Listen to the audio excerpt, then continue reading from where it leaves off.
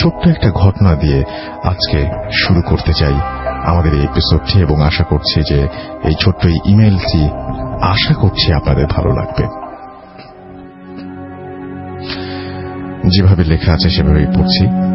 Hello Rasel ভাই, আমি মশির বলছি কলকাতা থেকে। মাস দুয়েক হলো ব্যাংকে চাকরি পেয়েছি।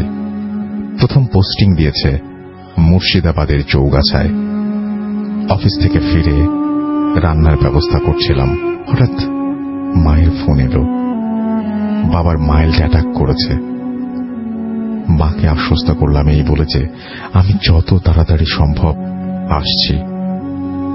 ছুটতে ছুটতে স্টেশনে গিয়ে জানতে পারলাম এখানে এক্সপ্রেস ট্রেন খুব কমই দাঁড়ায়, তবে 11:30টায় একটা ট্রেন আছে, সেটিও 2 ঘন্টা লেট। আমি টিকিট কেটে কিছুটা নিশ্চিন্ত হলাম। মফস্বলের এই স্টেশনটি লোকজন এমনিতেই খুব কম থাকে, তার উপর ডিসেম্বরের কনকনে ঠান্ডায় একেবারেই নির্জন হয়ে গেছে। মাঝে মাঝে লোকাল ট্রেন এলে কিছু লোক ওঠানামা করে, খালি একটা চায়ের স্টল খোলা আছে, ওখানেই বারবার চা খাচ্ছি আর ট্রেনের জন্য অপেক্ষা করছি। 12:15 নাগাদ একটা মেয়ে দৌড়াতে দৌড়াতে স্টেশনে এলো। আমার সামনে এসে হাঁপাতে হাঁপাতে বলল, আচ্ছা 11:30টার ট্রেনটা কি চলে গেছে? আমি বললাম, না, ওটা 2 ঘন্টা লেট। তাই? যাক বাবা, বাঁচা গেল। এই শীতেও মেয়েটাকে ঘামতে থাক দেখে বললাম, চলুন ওই বেঞ্চটায় বসি। বসে ব্যাগ থেকে জলের বোতলটা দিতেই মেয়েটি এক নিঃশ্বাসে আধা বোতল জল খেয়ে ফেলল। কথায় কথায় দুজনেই দুজনের পরিচয় জানলাম। মেয়েটির নাম তৃপ্তি, কলেজে পড়ে। ও কলকাতায় যাবে, খুব জরুরি একটা কাজ আছে। ঠান্ডায় মেয়েটিকে বেশ জড়ো সড়ো হয়ে বসে থাকতে দেখে আমি চা আনতে গেলাম, কিন্তু চা নিয়ে ফিরে এসে দেখি ও নেই। এদিক ওদিক খুঁজতে দেখতে না পেয়ে চায়ের স্টলের ছেলেটিকে মেয়েটির কথা জিজ্ঞেস করতেও বলল, হো হো, আপনি কাউকে দেখেননি? আমি চলে আসছিলাম। ও কাউকে দেখেনি, আমি চলে আসছিলাম। হঠাৎ ছেলেটা আমাকে ডেকে বলল, আচ্ছা মেয়েটি কি লাল রঙের শাড়ি পরেছিল আর হাতে একটা ছোট ছোট কিডস ব্যাগ? আমি বললাম, হ্যাঁ তাই তো ছিল। তবে যে বললেন আপনি দেখেননি? ছেলেটি মৃদু হাসল। আসলে বছর 3 আগে মেয়েটি বাড়ি থেকে পালিয়ে এই স্টেশনে এসে অপেক্ষা করছিল ওর প্রেমিকের জন্য। ছেলেটি মৃদু হেসে বলল, কথা ছিল 11:30টার ট্রেন ধরে কলকাতায় গিয়ে বিয়ে করবে, সংসার করবে। কিন্তু ট্রেনটা এসে চলেও গেল, ছেলেটি আসেনি। মেয়েটি রাগে, দুঃখে, লজ্জায়, অভিমানে রাত 12টার শেষ লোকাল ট্রেনটার নিচে ঝাঁপ দিয়ে আত্মহত্যা করে। তারপর থেকে এই স্টেশনে আপনার মতো অনেকেই এসে ওকে দেখেছে। মেয়েটি আজও ওর প্রেমিকের আসার অপেক্ষায়। হঠাৎ স্টেশনে ট্রেন ঢোকার শব্দে চমকে উঠে চোখ খুলতেই দেখলাম আমি একটা বেঞ্চের ওপরেই ঘুমিয়ে পড়েছিলাম। তাহলে এতক্ষণ যা দেখলাম তাকে সত্যি না স্বপ্ন? ঘটনাটি ভালো লাগলে পড়ে শোনাবেন। এটাই ছিল ঘটনা। কি মনে হয় আপনাদের? আমারও আপনার কাছে প্রশ্ন, উনি কি ঘুমিয়ে ঘুমিয়ে স্বপ্নের মধ্যে মেয়েটিকে দেখেছিলেন? পুরো যে কনভারসেশন সেটা কি স্বপ্নে হয়েছিল, নাকি বাস্তবে এমন ঘটা সম্ভব? উত্তর জানিয়ে লিখুন আমাদেরকে www.facebook.com/radio.furti অথবা www.facebook.com/bhutfm.russell এই দুটো অ্যাড্রেসের মধ্যে যে কোনো একটিতে। আমি একটু বাবু ভাইয়ের কাছে যাই। বাবু ভাই, এই যে ছেলেটি, আমি আপনার জাস্ট মতামত জানতে চাচ্ছি যে এই যে ছেলেটি বলছে যে সে যখন আবার জেগে উঠল এবং জেগে উঠে দেখলো যে সে আসলে ঘুমিয়ে পড়েছিল, আপনার কাছে কত পার্সেন্ট চান্স মনে হয় যে এটা আসলে স্বপ্নের মধ্যেই ঘটেছে, আর কত পার্সেন্ট চান্স মনে হয় যে ব্যাপারটা বাস্তবেও ঘটতে পারে? অ্যাকচুয়ালি আমার মনে হয় যে মানে there's a chance that 70% chances that সে ঘুমিয়েছিল অ্যাকচুয়ালি স্বপ্নে দেখেছে, কিন্তু 30% চান্স তার মানে আপনি এখনো বাদ দিচ্ছেন না? there is always 30% chances because ওই ঈশের আপনার কারিন তো করতেই পারে অনেক সময়। আপনি অনেকবার বলেছেন এটা, এই জন্য আমি বলছি। হ্যাঁ, কারিন এই জিনিসটা করেই, মানে কেউ মারা গেলে তার ওই জিনিসটা রিপিটেশন করে করে দেখায়। রাইট। তো এটাই ছিল ঘটনা। আমি বাবু ভাইয়ের কাছে পরে আসব। আমি আফনান ভাইকে দিয়ে শুরু করি, তারপরে বাবু ভাই, তারপরে এখানে আবার চমৎকার মেডিকেলের যে ঘটনা সেটা আছে, তারপরে আবারও বাবু ভাইয়ের কাছে আসব। আশা করছি যে আপনারা পুরোটা সময় আমাদের সঙ্গে থাকবেন। তো আফনান ভাই, আপনার প্রথম ঘটনাটা আমরা শুনে ফেলি এখন। আসসালামু আলাইকুম লিসেনার্স, সবাইকে নতুন বছরের শুভেচ্ছা। তো আজকে রাসেল ভাই আমি যে ঘটনাটি এখন শেয়ার করব, ব্ল্যাক ম্যাজিকের একটা ঘটনা আমি শেয়ার করব। এটা আমাদের এলাকারই একটা ঘটনা। তো রাজবাড়ী সদর থানারই একদম পাশে, বর্তমানে এটি বালিয়াকান্দি উপজেলার মধ্যে পড়ে গিয়েছে। জায়গাটার নাম হচ্ছে বহরপুর। তো ওই গ্রামে দুইজন বন্ধু থাকতো, মানে সমবয়সী দুইজন। একজনের নাম ছিল ইমান আলী আর একজনের নাম ছিল রজব। তো এই দুইজনের খুব ভালো বন্ধুত্ব ছিল। আর ওই গ্রামেই আর একটা ছিল একজন, আমরা যেটা অনেক সময় দেখতাম, একটা সময় গ্রামে হাটে বাজারে অনেকে জাদু খেলা দেখাতো, দেখা যাচ্ছে যে আপনার একটা টাকাকে সে দ্বিগুণ করে ফেলেছে। তারপর দেখা যাচ্ছে যে মানে ব্লেড সে খেয়ে ফেলে পরবর্তীতে সেই ব্লেডগুলো আবার মুখ থেকে বের করছে। তারপরে এরকম অদ্ভুত কিছু ঘটনা আমরা দেখতাম একটা সময় ছোটবেলায়। তো ওই গ্রামে এরকম আরেকজন লোক ছিল যে এই ধরনের খেলা দেখাতো। তার নাম ছিল রাজা মিয়া। তো এই রাজা মিয়া সবাইকে সে জাদুর রাজা হিসাবে সবাই খালি চিনতো আর কি। এরকম ছোটখাটো জাদু দেখাতো, লোকজন তাকে জাদুর রাজা বলেই চিনত। তো রাজা মিয়ার কাছে একদিন ইমান আলী এবং আর রজব ওরা দুজন আসে, এসে বলে যে রাজা ভাই, আমাদেরকে একটু আপনি এটা কিভাবে জাদু করেন আমাদেরকে একটু শেখাবেন। তো রাজা প্রথমে রাজি হয় না, ওরা খুব করে ধরে। তো রাজা রাজি হয়। তো রাজি হওয়ার পরে রাজা তাদেরকে বলে যে তোরা দুজন আমাকে কয়েকটা কাজ যদি করে দিতে পারিস, যদি সাহসের পরিচয় দিতে পারিস, তাহলে আমি চিন্তা ভাবনা করে দেখব যে তোদেরকে এটা শেখানো যায় কিনা। তো ওরাও রাজি হয় যে ঠিক আছে আমরা এটা করব।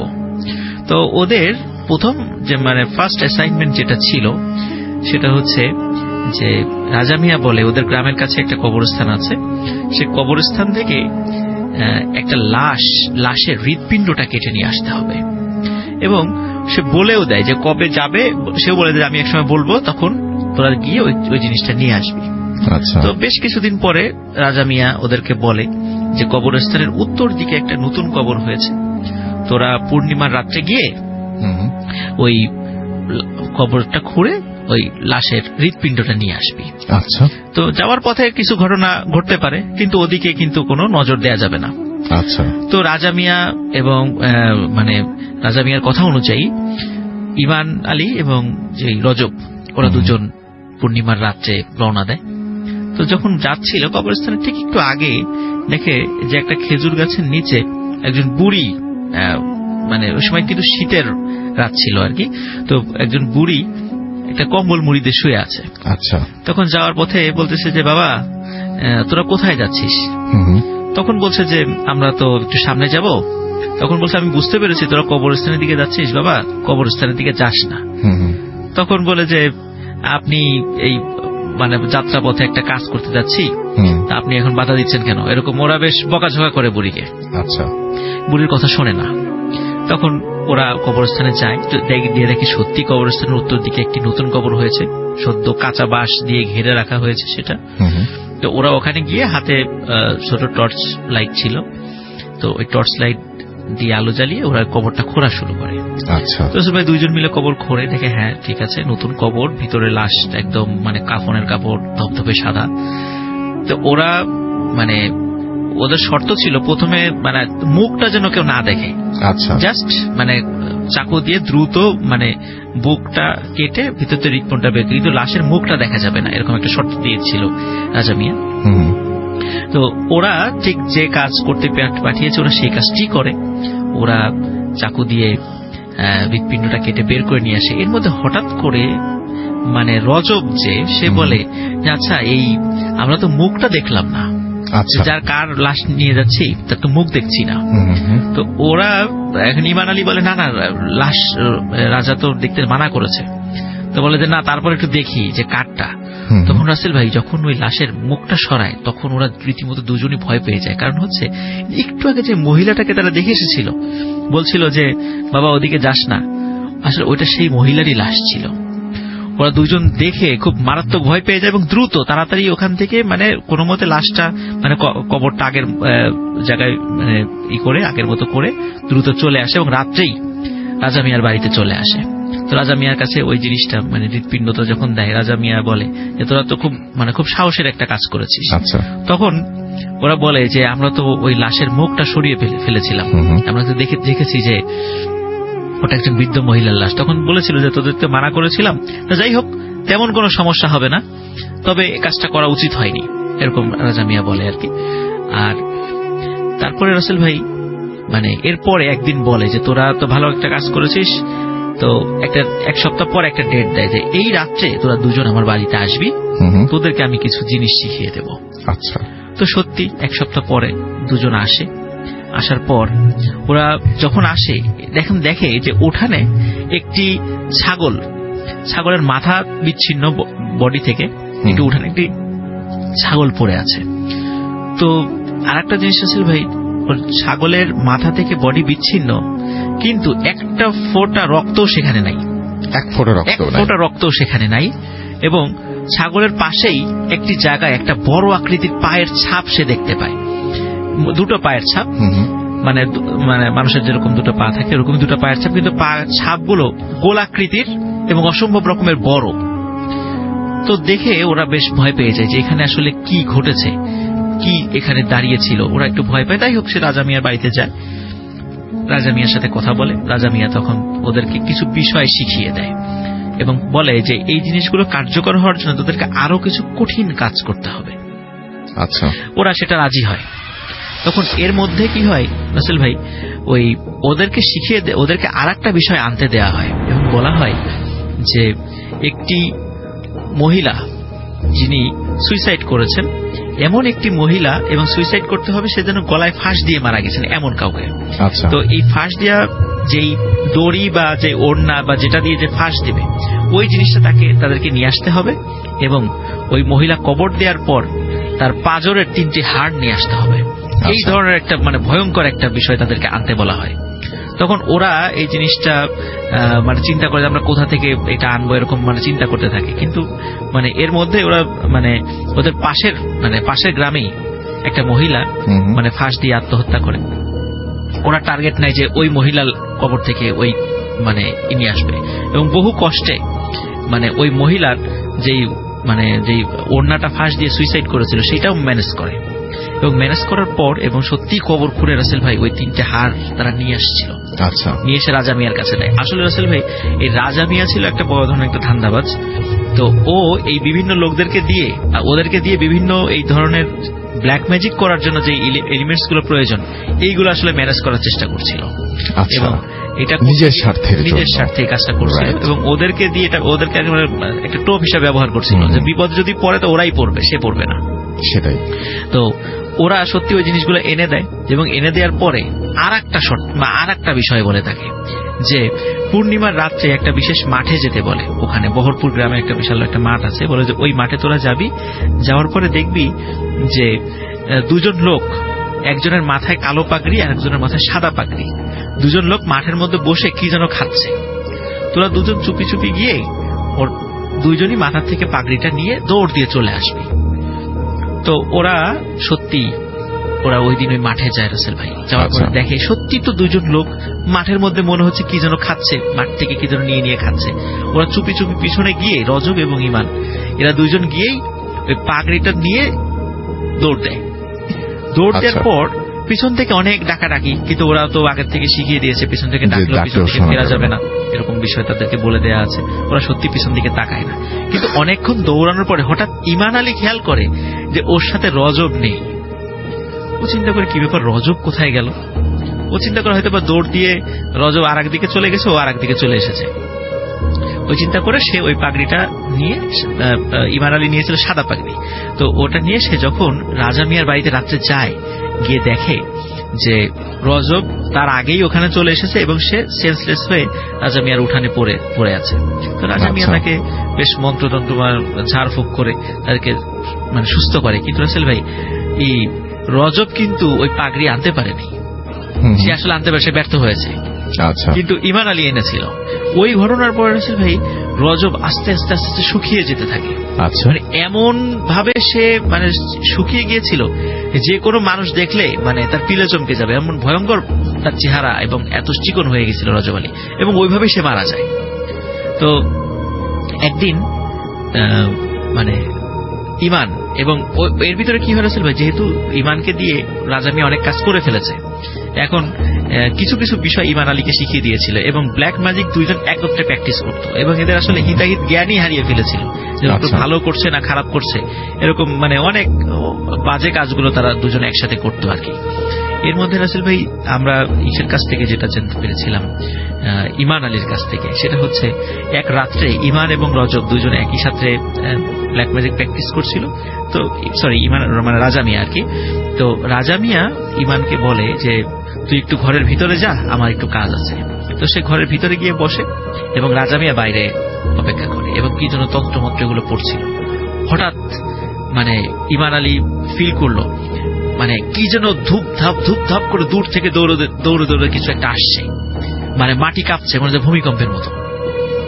তখন সে ওই একটু কৌতূহল হয়ে, ওইটা পাটখড়ির বেড়া ছিল, তো পাটখড়ির বেড়া একটু ফাঁকা করে দেখলো যে আসলে বাইরে কি ঘটছে। তখন দেখলো যে রাজা মিয়ার সামনে একটা ভয়ঙ্কর আকৃতির কালো একটা জন্তুর মতো বসে আছে, এবং রাজা মিয়ার সাথে কথা বলছে, এবং কথাগুলো ঠিক বোঝা যাচ্ছে না, কিন্তু মনে হচ্ছে যে মানে মানে খুবই মানে মোটা গলার একটা কণ্ঠ।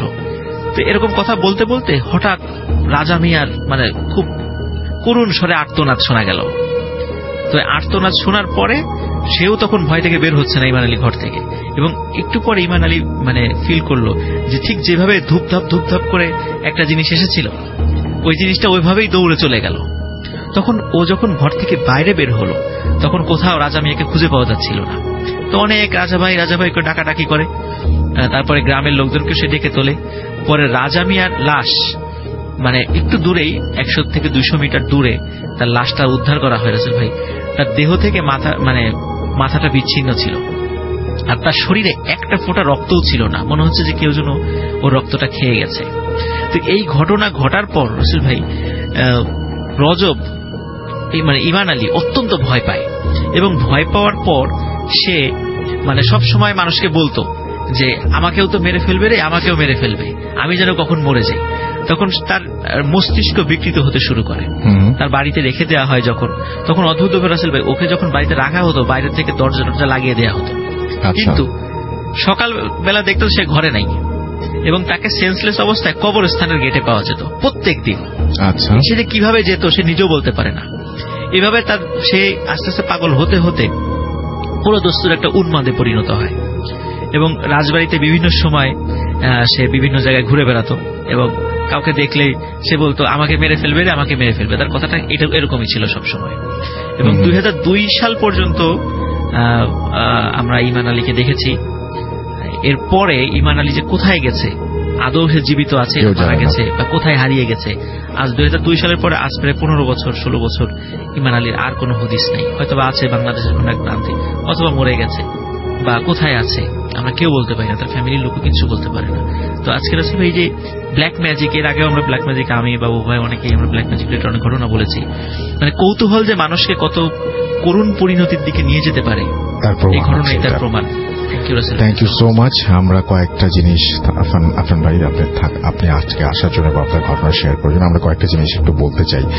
সেটি হচ্ছে যে নতুন বছরে আমরা আরো একটা জিনিস করেছিলাম, সেটা হচ্ছে যে একটা ভার্চুয়াল ফটো এক্সিবিশন আমরা করেছিলাম, যেটা আমাদের ভূত এফএমের যে পেজটা রয়েছে www.facebook.com/bhutfm.russell, সেখানে গেলে আপনারা পাবেন। এবং আমরা চেয়েছিলাম যে আপনার এলাকার যে হন্টেড প্লেসগুলো আছে বা আপনার এলাকার যা কিছু আপনার কাছে ভুতুড়ে মনে হয় বা ভয়ঙ্কর মনে হয় সেগুলোর ছবি পাঠান। এবং আমাদের ভূত এফএম যারা শোনেন এবং তারা অসংখ্য ছবি পাঠিয়েছেন এবং এই ছবিগুলো একটার পর একটা সেখানে দেখতে পাবেন আপনারা। এবং সেই ছবিগুলো সম্পর্কে আমি একটা কথা বলবো, সেটা হচ্ছে যে একটু বর্ণনা লিখবেন যে এই ছবিগুলো আসলে কি বিষয়ের, বা আমরা তো জাস্ট ছবিটা দেখছি কিন্তু এখানে কি ঘটনা। এবং যদি মনে হয় যে ভালো কিছু, তাহলে আপনার বা আপনি এসে শেয়ার করতে পারবেন, আপনি লিখতে চান, তাহলে এই ছবি সহ আপনি ইমেলটাও করে দিতে পারেন আমাদের কাছে। আমাদের ইমেল অ্যাড্রেস হচ্ছে bhutfm@radio40.fm। ভার্চুয়াল ফটো এক্সিবিশনে আপনারা পার্টিসিপেট করুন এবং যাদের ছবি বা যাদের প্লেসের যে সমস্ত প্লেসের ছবি দিবেন সেই সমস্ত জায়গার ঘটনা যদি আমাদের ভালো লাগে, definitely will try to go there and আশা করব যে আপনারা পার্টিসিপেট করবেন। আরেকটা জিনিস সেটা হচ্ছে যে ভূত এফএমের যে পেজটা রয়েছে সেই পেজে আপনারা কমেন্ট করছেন, সেই কমেন্টগুলো আমি একটু পড়তে চাই। আমি আজকে সেকেন্ড আওয়ারে আরো একটা ইমেইল পড়ব, সেটাও খুব ভয়ঙ্কর এবং আমি আপনাকে জানিয়ে দিলাম সেটা আগে থেকেই। হাই রাসেল ভাই, আমি শেরপুর থেকে শুনছি, লিখেছেন এমডি মেহেদি হাসান রাফি। আরেকটা ব্যাপার সেটা হচ্ছে যেহেতু ভূত এফএমের প্রথম শো এই বছরের, সুতরাং আমি চাই যে আপনাদের সাথে একটু কথা বলতে। তো যারা দেশের বাইরে থেকে স্পেশালি শুনছেন তারা এখনই আপনারা যারা কথা বলতে চান এবং নিউ ইয়ারে সমস্ত ভূত এফএমের যাদেরকে মানে সবাইকে উইশ করতে চান, ভয়ঙ্কর শুভেচ্ছা জানাতে চান, তারা সরাসরি আমাদেরকে ইনবক্স করুন www.facebook.com/bhutfm.russell। এই পেজে গিয়ে ইনবক্স করলে আমরা পেয়ে যাব সেটি এবং সেখান থেকে আপনাদের অবশ্যই নাম্বার, স্পেশালি যদি আপনাদের কোনো হোয়াটসঅ্যাপ নাম্বার থাকে তাহলে সেটা আমাদেরকে জানাবেন। আমরা সেখান থেকে আপনাদের সরাসরি কল করে আপনাদের সাথে কথা বলতে চাই। ইসমাইল খান জুনিয়র আমাদের লিখেছেন যে অ্যাপ দিয়ে শুনছি, অনেক ভালো লাগছে। আসল ভাই অ্যাপের ছবি আপলোড করেছেন, থ্যাংক ইউ ভেরি মাচ। আমাদের সঙ্গে আছেন দেখতে পাচ্ছি এছাড়াও আপন, আমাদের সঙ্গে আছেন এমডি আলামিন, এছাড়াও আছেন আরিয়ান আলভিন আমাদের সাথে, অন্তহীন আমাদের সঙ্গে আছেন এবং অ্যান্থনি আমাদের সঙ্গে আছেন, আফনান ভাইয়ের প্রশংসা করেছেন। EH রনি আমাদের সঙ্গে আছেন, আশরাফুল মাহমুদ অ্যাশ কুয়েত থেকে শুনছেন অ্যাপ দিয়ে। আপনারা যারা বাইরে থেকে শুনছেন তাদের কিন্তু বললামই যে আপনারা সরাসরি আমাদের সাথে ইনবক্স করে আপনারা নাম্বার এবং নাম জানাতে পারেন এবং মাসুম ভাই আপনাদের কল দিবেন। আমাদের সঙ্গে আছেন এমডি শ্যামল মিয়া, এছাড়া আমাদের সঙ্গে আছেন নাজমুল জাহান তানভীর আমাদের সঙ্গে আছেন দেখতে পাচ্ছি পিয়ার, এছাড়াও অনামিকা ইসলাম, শাহাদ অনিক, সালমান বিন মোহাম্মদ, হাসিবুর রহমান পিয়াস, এম কে তাজিউল ইসলাম, মিজানুর রহমান হৃদয়, আরিফ আলম SK, সদর ফেরদৌস সহ আরো অনেকে আমি দেখতে পাচ্ছি আমাদের সঙ্গে আছেন। তো যাই হোক, আমাদের ভূত এফএমের পেজে আপনারা লিখছেন যে বছরের প্রথম দিনে যদি বাবু ভাই, আফনান ভাই, হাফিজ সাহেব, ডক্টর আলিফ এনারা আসেন তাদের খুব ভালো হয়। তার মধ্যে আমরা আফনান ভাই আছেন, আমাদের সঙ্গে আছেন বাবু ভাই এবং আমাদের সঙ্গে আজকে আমার খুব প্রিয় স্টোরি টেলার আমাদের সঙ্গে আছেন দেখতে পাচ্ছি এখানে ফারনান। তো আমরা এখন বাবু ভাইয়ের কাছে যাব, বাবু ভাই একটা ঘটনা শুনবো আমাদের নেক্সট যে ব্রেক তার আগে। তো একটা ঘটনা শুনতে চাই বাবু ভাই, আজকে ঘটনা যেটা সেটা দেশে ঘটেছে না দেশের বাইরে ঘটেছে? এটা দেশের ঘটনা। দেশের ঘটনা শুনে ফেলি বাবু ভাই। আচ্ছা, এটা হচ্ছে নিতুর ঘটনা। আসল ভাই নিতু তখন স্কুলে পড়তো, 8-9 পড়ে এই সময়কার। So back in like 90s, early 90s এরকম আর কি, 90 সাল শুরু হয়েছে এরকম। খুব বেশি আগেরও না আবার একদম সাম্প্রতি সময়। এরকম একটা সময় ও এক সময় অসুস্থ হয়েছিল আর কি। ও বেশ মানে আপনার মানে নিউমোনিয়া টাইপের আর কি, হাসপাতালে অ্যাডমিশন নিয়ে থাকতে হয়েছিল কিছুদিন। তো হাসপাতালে যখন ভর্তি হয় তখন হাসপাতালগুলো তখনকার সময় এত ফ্যাসিলিটেড ছিল না, মানে আলাদা আলাদা রুম এবং রুমগুলোর ভিতরে বেশ ফাঁকা ফাঁকা, মানে পুরনো আর কি টাইপের ছিল। যাই হোক, সন্ধ্যার পরে ওর সাথে ওর আম্মু থাকতো। রাতের বেলা ওর আম্মু আবার বাসা যেত, আবার রাতে ব্যাক করে আসতো রাত 9টা-10টার সময়। তো একদিন মিতু শুয়ে আছে আর কি, তো এরকম সময় দেখে একটা বারান্দার কাছ থেকে একটা ছোট বিড়াল, খুব ছোট বিড়াল, মানে কেবল হওয়ার থেকে একটু বড়, আচ্ছা, মিউ মিউ করছে দরজার কাছে বসে। এবং ওই বারান্দার মধ্যে হালকা একটা লাইট জ্বালানো ছিল, লাল বাতি, মানে যে নর্মাল যে আমাদের আগে ফিলামেন্ট বাল্বগুলো ছিল সেই বাল্ব, সেই বাল্বের আলো পড়ছে। আর ওদের রুমের মধ্যে সামান্য একটা লাইট লাগানো ছিল, যে রুমে ও মানে শুয়েছিল। তো বেশ একটা কেমন জানি একটা মানে রহস্যজনক একটা বিড়ালটাকে লাগছিল দূর থেকে। এবং বিড়ালটা মোস্টলি হচ্ছে ব্ল্যাক, মাথার কাছে কালো, বডির বাকি অংশটা সাদা, এরকম মানে ছিটছিট আছে কিছু। তো বিড়ালটা মিউ মিউ করছে এবং ওর দিকে একদৃষ্টে তাকিয়ে আছে। তো ও জিনিসটাকে দেখে খারাপ কিছু ভাবে না বা ভয়ও পায় না, বাট ওর কাছে বেশ রহস্যময় লাগতে থাকে। তো কিছুক্ষণ তাকিয়ে থাকার পরও হাত দিয়ে বিড়ালটাকে এভাবে ডাকে, এবং হাত দিয়ে জাস্ট ডাকার পরপরই বিড়ালটা আস্তে করে উঠে আসে, উঠে এসে ওর খাটের কাছে নিচে দাঁড়িয়ে থাকে। তো ওখানে দাঁড়িয়ে থেকে বিড়ালটা মিউ মিউ করছে। তো ওর ইচ্ছা করছে যে খাট থেকে নেমে বিড়ালটাকে ধরার। তো অনেক কষ্টে সে বিড়ালটাকে নিচে যেয়ে তুলে নিয়ে আসে, এনে তার বেডের পাশে রাখে। এবং দেখে যে বিড়ালটা ঠিক তার কাছে বসে আছে এবং বেশ আদর নিচ্ছে আর কি, বিড়াল যেরকম করে আর কি। তো রাতের বেলা ওর মা যখন আসে, তখন বিড়ালটাকে দেখে তার মা খুব মানে আপনার রাগ করে যে তুমি অসুস্থ এই বিড়াল কোত্থেকে পাইছো। তো বলে যে আমি বিড়ালটাকে আমি বারান্দায় পেয়েছি, ও আসছে এখানে আমার কাছে দাঁড়ায় ছিল। তোর মা বলে না, বিড়াল তো রাখা যাবে না সাথে। আর ও আবার খুব একগুয়ে হয়ে যায়, মানে কান্নাকাটি, সে বিড়াল ছাড়বে না। তো ওর মা এটা নিয়ে খুব করতে থাকে, দেখা অসুস্থ, ওকে পাড়াপাড়ি করলে সমস্যা হবে। তো বিড়ালটাকে ওর কাছ থেকে নিয়ে ওর মা বলে আচ্ছা পাশে থাক, এখানে থাক, তোমার সাথে রেখো না। তো সে তারপর ছাড়বে না। তারপর ওর মা বিড়ালটাকে সাইড করে রাখে। যেটা হয়, বিড়ালটা মাটিতে শুয়ে চুপচাপ শুয়ে থাকে এবং ওর দিকে তাকিয়ে থাকে, মিউ করে, মানে it's like a pet cat, এরকম একটা অবস্থা হয়ে গেছে, পোষা বিড়ালের মতো। ডাক্তার এসে বলে যে বিড়াল কোত্থেকে আসছে। ওর মা বলে যে বিড়াল তো এখানে পাইছে এসে। যাই হোক, কোনোভাবে বিড়ালটাকে ওর কাছ থেকে সরানো যায়নি, আশেপাশে থাকছে। এবং যখন অসুস্থ হয়ে যায়, বিড়ালটাকেও নিয়ে যেতে চায় বাসায়। তো ওরা কেউ নিবে না, ওর মাটা নিতে দিবে না, সে জোর করে বিড়ালটাকে বাসায় নিয়ে যায় সে।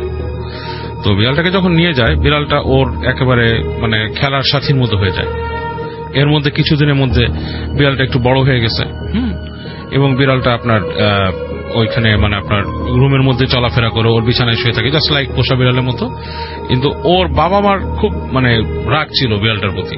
এই 2-1 মাস থাকছে, তারা তার সাথে মানায় নিতে পারেনি বিড়ালটার সাথে। ওর বাবা মা কি করে, ওই বিড়ালটাকে একদিন ওর বাবা প্ল্যান করে যে দূরে ফেলে দিয়ে আসার। এবং ওরা যথারীতি একজন মানে ওদের বাসার কাউকে আসলে বলে যে বিড়ালটাকে নিয়ে যেতে, এবং ওদের বাসার কেউ একজন বিড়ালটাকে নিয়ে চলে যায় দূরে। জিনিসটা ওকে জানানো হয় না। তো ও পরে যখন বিড়াল খুঁজে পায় না, বাপ মাকে বলে যে আমার বিড়াল কই, এই কই। বিড়াল একটা নামও দিছিল। তো বলে যে না, ওর বিড়াল তো কোথায় চলে গেছে আমরা জানি না, এটা তো নিজের থেকে এরকম চলে গেছে। তো কথাটা শুনে ও খুব মন খারাপ করে।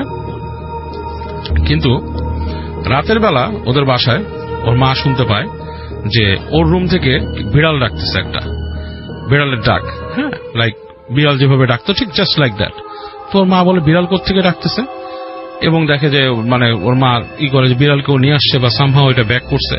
ওর মা আস্তে আস্তে রুমে যায়, যে দেখে যে রুম খালি, কোনো বিড়াল নেই, কিছু নেই, এবং ডাকটাও থেমে গেছে।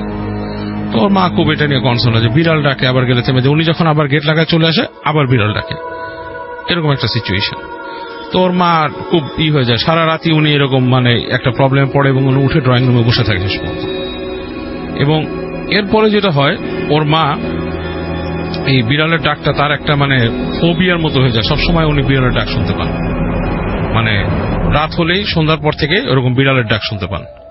তো একদিন রাতের বেলা ওর আম্মা নাকি যায় ওর রুমে, ও যখন ঘুমায় ছিল, মানে ওই ঋতু ঘুমায় আছে, এবং ওই বিড়ালের ডাক শুনে ওর আম্মু আস্তে আস্তে, তখন মনে করেন 10টা-11টা বাজে রাত, এরকম সময় উনি ওই রুমে যায়।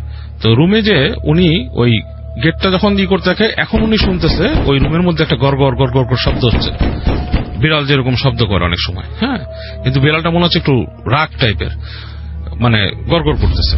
তো উনি গেটটা খুলে যে উনি দেখে খুবই আশ্চর্য একটা জিনিস, যে একটা প্রাণীর মতো কিছু একটা, ইটস নট লাইক মানে কি বলে, মানুষের মতো না, আবার বিড়ালের মতো না, কিন্তু মুখের কাছে মনে হচ্ছে কিচ্ছু নাই, একটা ইসের মতো দেওয়া, কাপড়ের মতো এরকম পরা, মানে একটা মানুষ যদি মাথায় ঘুমটা দিয়ে রাখে কাইন্ড অফ লাইক দ্যাট, এবং সেটা ওই নিতু শুয়ে আছে তার মাথার কাছে গড়গড় গড়গড় করছে এবং শব্দটা একটা বিড়ালের মতো। উনি যখন রুমে ঢুকে সেই জিনিসটা ওনার দিকে মুখ ফিরে তাকায় এরকম, এন্ড অন্ধকারের মধ্যে মানে আধো অন্ধকারের মধ্যে উনি বেশ ভয় পেয়ে যায় জিনিসটা দেখে যে এরকম কি, এবং ওনাকে দেখেই ওনার দপ করে সেটা চলে যায়, মানে ইটস লাইক মাটিতে পড়ে খাটের নিচে চলে গেছে।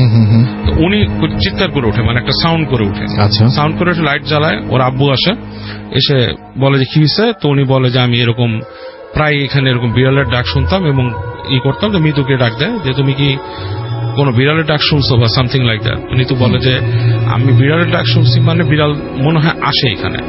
বলে আসে মানে, বলে জানি না, ও এখান থেকে আসে, এসে আমার সাথে দেখে, আমার সাথে খেলা করে এবং তারপর সে চলে যায়। তোমরা ওকে কি করছো, তোমরা ওকে ফেলে দিয়ে আসছো কোথাও? ওর মাকে জিজ্ঞেস করে, তো ওর মা বলে যে ওর এই ধরনের বিহেভিয়ার বেশ অ্যাবনর্মাল ছিল, সে বিড়াল ওর সাথে খেলা করে, বিড়াল আসে রুমে চলে যায়, জিনিসটা ওনাদের কাছে অ্যাবনর্মাল লাগে, এবং ওর আচরণগুলো খুব একটা চেঞ্জ হতে থাকে, মানে শি স্টার্টেড টু মানে বি লাইক আপনার এক্সেন্ট্রিক, মানে নিজের মতো হয়ে যায় সে, দেখা যাচ্ছে যে তার নিজের যে নর্মাল কাজগুলোও করে না। এবং ওর মা একজন ইসের সাথে কথা বলে যে আমার মেয়ের এরকম একটা বিড়াল পাইছিল, এরকম এরকম কাহিনী, এবং আজব কিছু কথা বলে যে রাত্রেবেলা ওর রুমের মধ্যে বিড়াল ডাকে এবং জিনিসটা খুব ভৌতিক কিছু এরকম ভাবে ওর মার মনে হয়, এবং কথা বলে একজন সাথে। তখন উনি বলে যে আপনার মেয়ের হয়তো কোনো কিছুর নজর লাগছে বা কিছু, এবং অনেক সময় দেখা যাচ্ছে এই ধরনের জিনিস এই পশু পাখির ফরম্যাটে এসে হাজির হয় আর কি। তো আপনি এক কাজ করেন, আপনার বাসাটা বন্ধ করে দেন, ওর ওই ইটা বলে।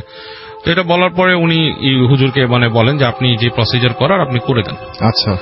তো ওই হুজুর এসে একদিন দিনের বেলা ওদের বাসার রুমের চারপাশে এরকম কিছু এরকম দোয়া লিখে বাসাটাকে বন্ধ করে দেন।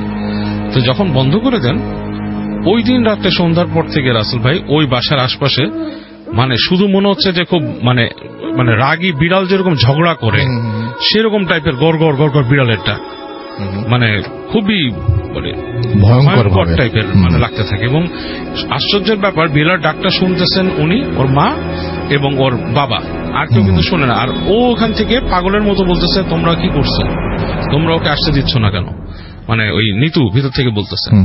তখন ওর বাবা মা ওর কাছে যায়, বসে, এবং রাত্রে ওরা লাইটটা মানে জ্বালায় রুমে শোয়, এবং কিন্তু ওদের মনে হচ্ছিল কেউ একজন এসে মানে ওই রুমের মধ্যে ঢুকবে এরকম, এবং বিড়াল মনে মারামারি করতেছে ওখানে।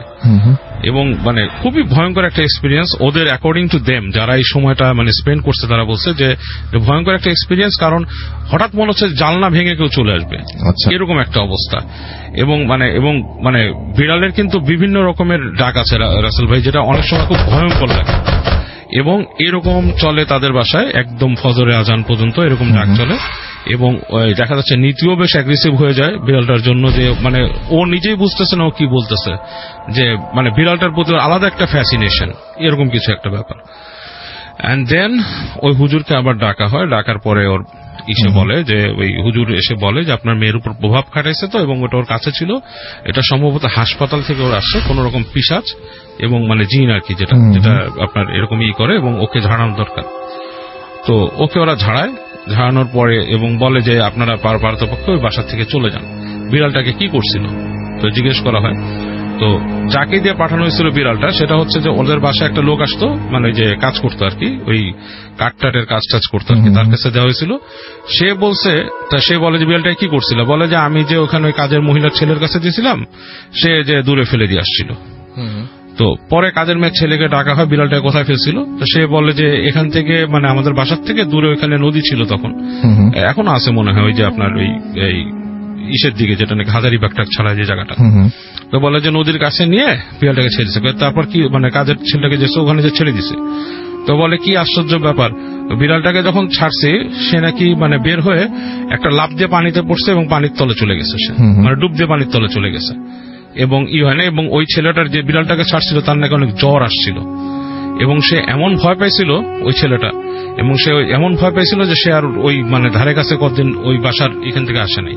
এবং ওই ছেলে নাকি অনেক ভয় পাইতো এবং রাতের বেলা কি জানি ওর কাছে আসতো, এরকম মানে বলছে যে লম্বা টাইপের মুখ নিয়ে এসে ওকে ভয় দেখাইতো। ওকে, সো ওই নিতুরা ফাইনালি আর কি যে ওখান থেকে মানে নিতু চলে যায় আর কি, অন্য জায়গায় ওরা বাসা ভাড়া নিয়ে থাকে আর কি, ওখানে থাকে না। এবং মানে কারণ বাবা মা চায় না যে ছেলে মেয়ের কোন এই ধরনের অনিষ্ট হোক বা সামথিং লাইক দ্যাট। এই ছিল কাহিনী। Thank you so much. আমরা একটা ছোট্ট বিরতিতে যাব এবং বিরতির পরে আবারও ফিরে আসবো আশা করছি। সেই পর্যন্ত আমাদের সঙ্গেই থাকবেন। স্টে টিউনড রেডিও ফুর্তি 80 FM and do ফুর্তি। Bhoot FM. The night comes alive with Grameenphone.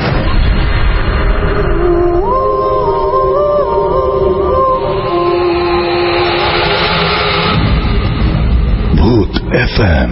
The night comes alive with Grameenphone.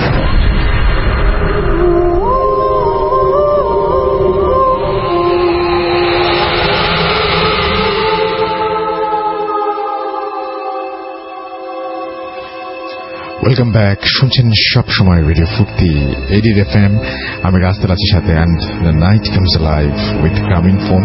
আমরা দেখতে পাচ্ছি যে অনেকে আমাদের সাথে রেডিও ফুর্তি যে পেজ আছে সেখানে অনেকে লিখছেন যে রাসেল ভাই আজকে একটু বেশি ভয় লাগছে। এমডি আবু হাসান, এমডি মোকাররম এটা লিখেছেন। আবু হাসেম আমাদের সঙ্গে আছেন, তার কাছেও ভালো লাগছে, তিনি তাই জানিয়েছেন। আমাদের সঙ্গে আছেন মহাইমিনুর রহমান 21 সহ আরো অনেকে। এখানে দেখতে পাচ্ছি আমাদের সঙ্গে আছেন এই মুহূর্তে তাহমিমুল পাশা, আমাদের সঙ্গে আছেন দেখতে পাচ্ছি AKL লস্কর, এছাড়া আমাদের সঙ্গে আছেন দেখতে পাচ্ছি শাকিল আছেন, দেখতে পাচ্ছি তিনি অ্যাপ দিয়ে শুনছেন, অ্যাপের ছবি আপলোড করেছেন। আমাদের সঙ্গে আছেন দেখতে পাচ্ছি সাদমান মুন্সি, এবং আমাদের সঙ্গে আছেন দেখতে পাচ্ছি গোলাম কিবরিয়া, এছাড়াও নজরুল ইসলাম প্রান্ত, আমাদের সঙ্গে আছেন শিশির, আমাদের সঙ্গে আছেন বাপ্পি আহমেদ, আমাদের সঙ্গে আছেন আরো অনেকে। আমি এখন এই মুহূর্তে যেটা করব সেটা হচ্ছে সরাসরি চলে যাব আজকে এখন এই মুহূর্তে আফনানের কাছে, আফনান ভাইয়ের কাছে না, এখন চলে যাব আমরা হচ্ছে ফারনানের কাছে। এবং ফারনান তার যে ঘটনাটা, আপনারা সবাই মেডিকেলের ঘটনা অনেক পছন্দ করেন, তো এই ঘটনাটি মেডিকেল নিয়েই। চলুন আমরা এই ঘটনাটি শুনে আসি সরাসরি আমরা ফারনানের কাছ থেকে। জি, সবাইকে নতুন বছরের অনেক শুভেচ্ছা। আমি ফারনান পুরান ঢাকা থেকে এসেছি। আর আজকে যে ঘটনাটা শেয়ার করব, ঘটনাটা আমাকে শেয়ার করেছেন জিকো ভাই, ওনার বড় ভাইয়ের একটা ঘটনা।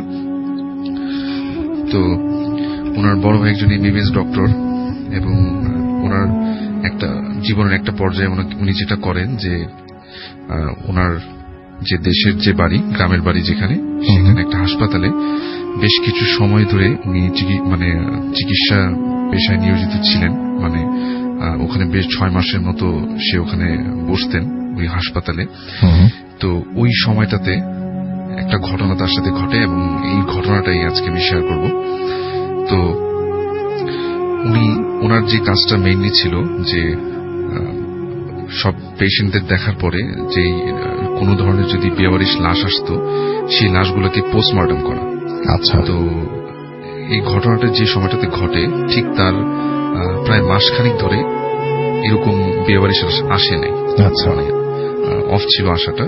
তো হঠাৎ এক শীতের রাতে, মানে অনেক ঠান্ডা পড়েছিল সেই রাতে, যেটা হয় যে খুব একটা পেশেন্টও ছিল না ওই হাসপাতালে, যেহেতু গ্রামের একটা হাসপাতাল। তারা খুব তাড়াতাড়ি মানে উনি ওখান থেকে চলে আসবে, বাসায় ফিরে যাবে। তো উনি 6টা কি 7টা এরকম একটা সময় মানে বের হতে যাবে, ঠিক তখনই একটা লাশ আসে, মানে অ্যাক্সিডেন্টে নিহত একটা লাশ হাসপাতালে আসে, এবং ওই লাশটার কোনো পরিচয় পাওয়া যায়নি।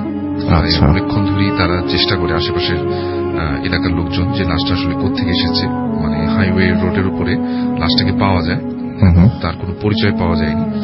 তো যেটা হয় যে তাকে তৎক্ষণাৎ ওই লাশটার পোস্টমর্টম করার নির্দেশ আসে। আচ্ছা।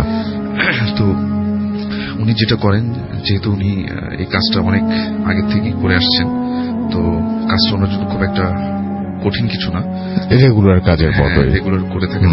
তো উনি যখন লাশটাকে দেখলেন, তো দেখার পর উনি নিজেই অনেক ভয় পেয়ে গেলেন আসলে, কারণ এরকম অবস্থায় লাশ এর আগে কখনো তিনি দেখেননি। তো লাশটার অবস্থা এরকম ছিল যে গলা থেকে পা পর্যন্ত সম্পূর্ণভাবে লাশটার কোনো সমস্যা নেই, একদম ফ্রেশ, কোনো ক্ষত চিহ্ন নেই। যেটা হয়েছিল যে মাথার যে সাইডটা ওখান থেকে প্রায় 80% মতো থেতলে গিয়েছিল, মানে খুবই ভয়ানক একটা অবস্থা, যে কেউ লাশটাকে দেখলেই মানে ভয় পেয়ে যাবে এরকম একটা অবস্থা। ইভেন সে নিজে এত দিন ধরে পোস্টমর্টম করছিল, কিন্তু এইরকম অবস্থার লাশ সে কখনই দেখেনি। তো উনি যেটা করলেন যে যেহেতু সেই রাতের মধ্যেই, রাত 10টার মধ্যেই নাকি পোস্টমর্টমের রিপোর্ট পাঠাতে হবে পুলিশ স্টেশনে, সেজন্য উনি যেটা করলেন যে সেই রাতেই পোস্টমর্টমের কাজটা সেরে ফেললেন। তো উনি যখন পোস্টমর্টম করছিলেন তখন যেটা হয় যে ওনার সাথে যে একজন ডক্টর ছিল, উনি যখন করছিলেন তখন ওনার কাছে মনে হচ্ছিল যে লাশটার হাত পা হঠাৎ করে নড়ে চড়ে উঠতেছে, এরকম মানে এখন পর্যন্ত লাশটাতে মনে হচ্ছে লাইফ আছে। তো উনি তখনও মনে হচ্ছে লাইফ আছে, হ্যাঁ, হাত পা নড়তেছে এরকম হঠাৎ করে ওনার কাছে বারবার মনে হচ্ছিল। এবং উনি এনশিওর হওয়ার জন্য তার সাথে যে ডক্টরটা ছিলেন তাকেও জিজ্ঞেস করছিলেন যে তুমি কি এরকম কিছু দেখেছো? তো সেও বলল যে হ্যাঁ, আমার কাছেও মনে হচ্ছিল যে হঠাৎ করে হাত পা নড়ে উঠছে লাশটার। তো তারপরে ওনারা পোস্টমর্টম করে, এবং পোস্টমর্টম করার সময় উনি যেটা করেন যে লাশটার পায়ের কাছ থেকে বেশ কিছু মানে মাংস নিয়ে ওনার ফেসটাতে সার্জারির মতো একটা করে নেন, যাতে লাশটাকে এরপরে নেক্সট টাইম কেউ দেখলে যাতে ভয় পেয়ে না। মানে লাশটার অবস্থা এতই খারাপ ছিল যে এটাকে যে কেউ দেখবে তার মনে এটার একটা প্রতিচ্ছবি থেকে যাবে এবং সে ভয় পাবে। এই জন্য সে কিছু পার কাছ থেকে কিছু মাংস নিয়ে তার মাথায়, ওই লাশটার মাথায় মানে ফেসের এখানে কিছু সার্জারির মতো করলেন, যাতে লাশটাকে একটু মানে মোটামুটি দেখার যোগ্য মনে হয়। আচ্ছা।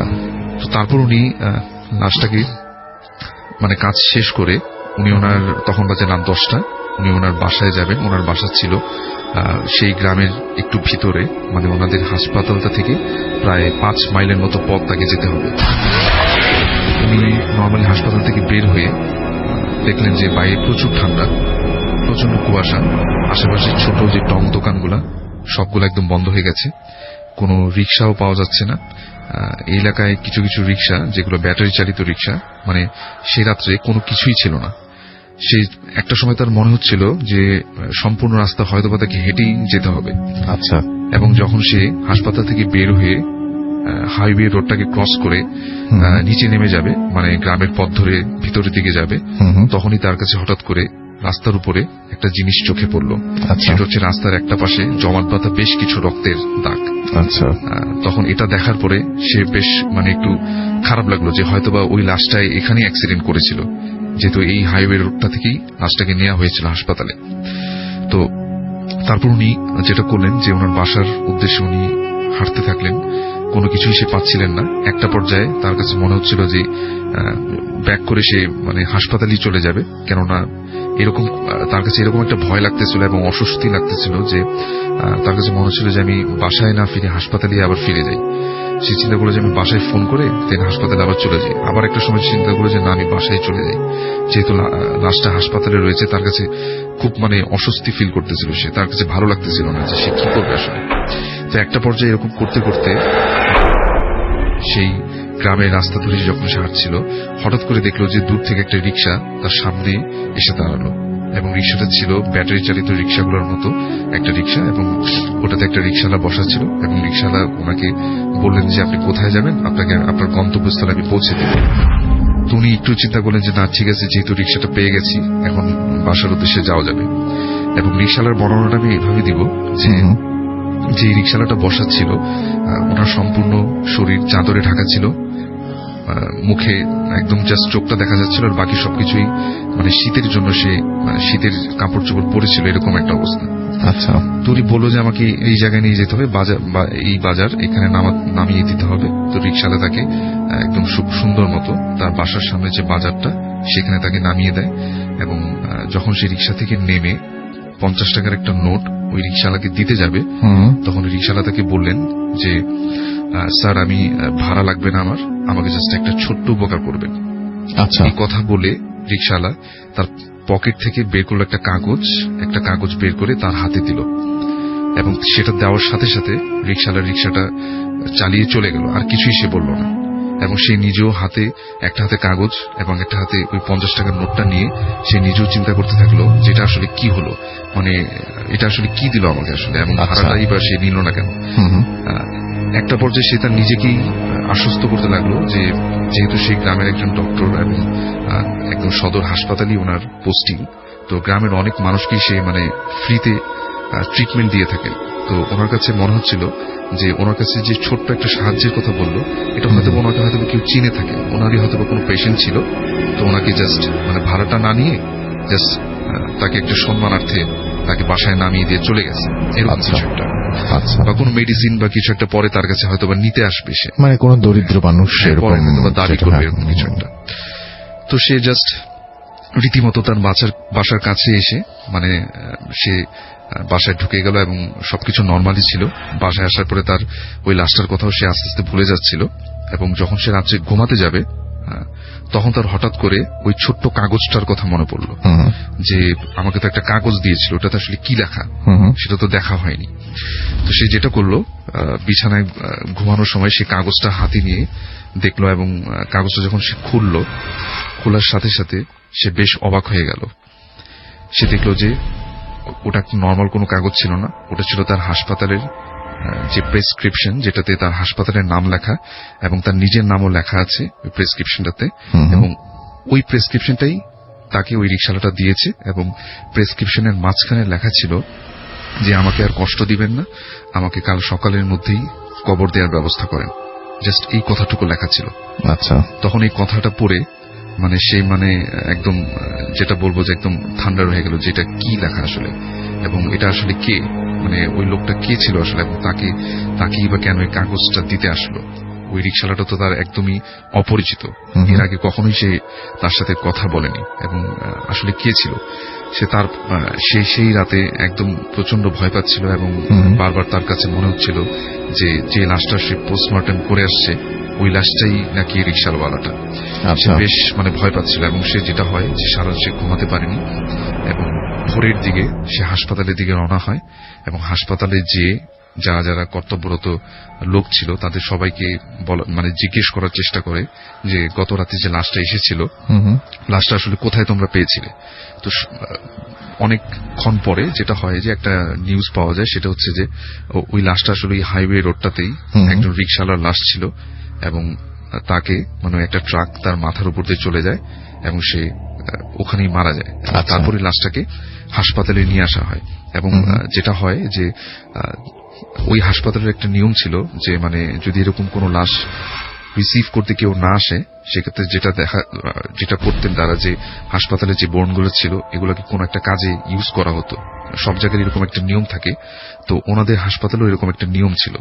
এবং উনি যেটা করলেন যে সকালের দিকে প্রায় একদম দুপুর পর্যন্ত চেষ্টা করলেন যে লাশটার ভালো মতো খোঁজ খবর নেওয়ার, কিন্তু কোনো লোকই মানে ওই লাশটাকে নিতে আসলো না।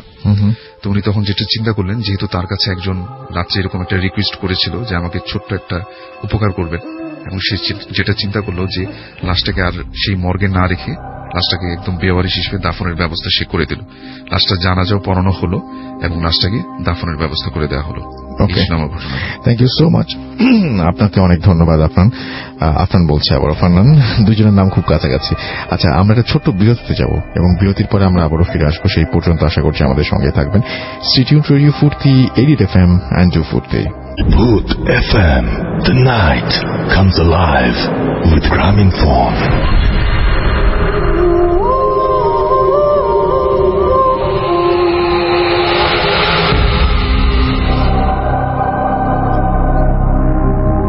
Welcome back. The night comes alive with Graminphone. শুনছেন সবসময় রেডিও ফুর্তি 88 FM। আমি রাস্তার আছি, সাথে আমার সাথে রয়েছে মাসুম ভাই। আজকের অতিথিরা আপনাদের সবাইকে আরো একবার স্বাগত জানাচ্ছি ভূত এফএমে, এবং আর কিছুক্ষণের মধ্যে আরো একটা ইমেইল পড়বো। তার আগে আমরা আপনাদের কিছু মেসেজ পড়ে ফেলতে চাই, এবং দেখতে পাচ্ছি যে আমাদের আঞ্জুম সাদিয়া লিখছেন যে তিনি আমাদের শুনছেন, আমাদের সঙ্গে আছেন দেখতে পাচ্ছি।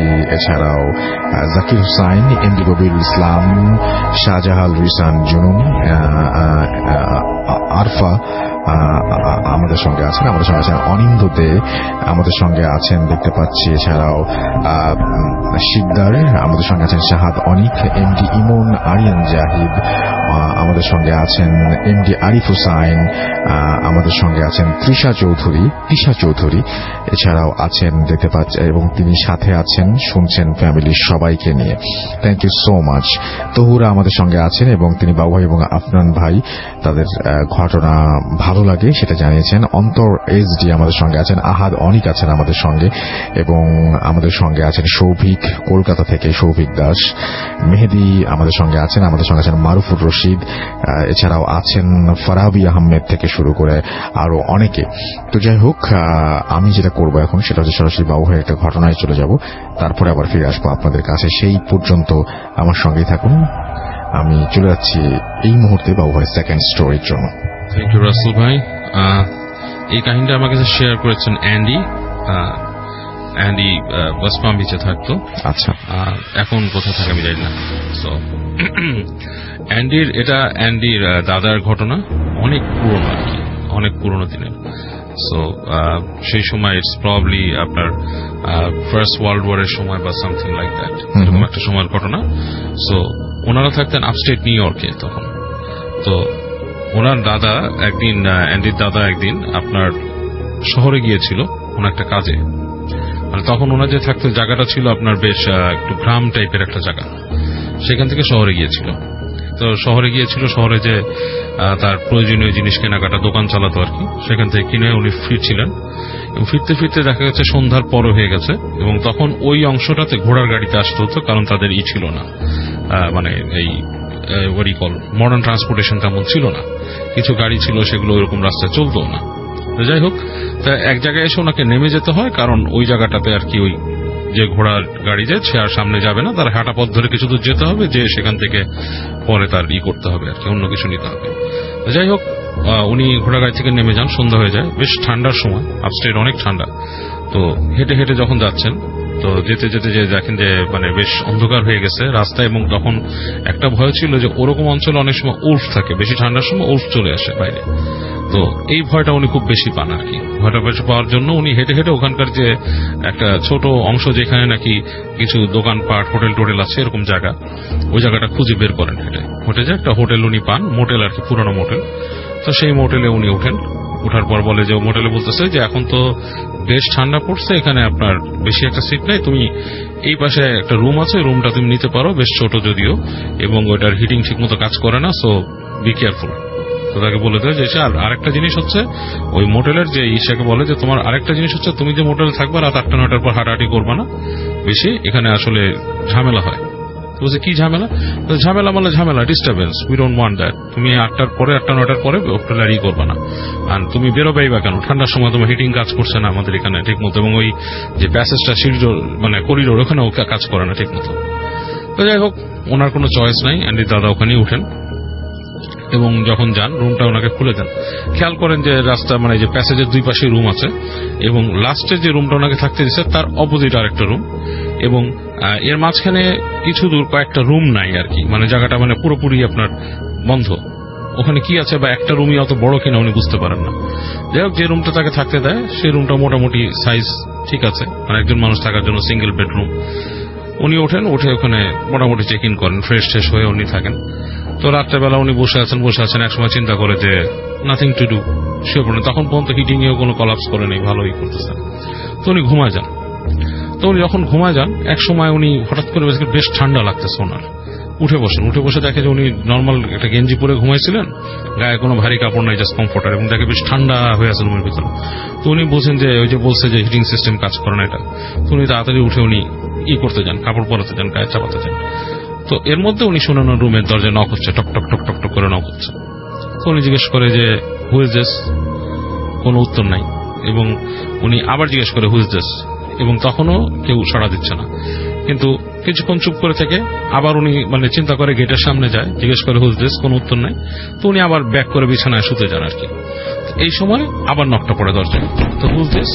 তো ওই পাশ থেকে একটা নারী কণ্ঠে বলতেছে এরকম মানে ফিস ফিস করে বলছে ম্যারি, কিন্তু কণ্ঠটা এমন ভাবে বলছে যে উনি মনে হচ্ছে যে ওনার গুজবাম্প হয়ে গেছে ঘাড়ের কাছে। So he was kind of scared, সে একটু ভয় পেয়ে যায় যে এরকম ভাবে বলতেছে।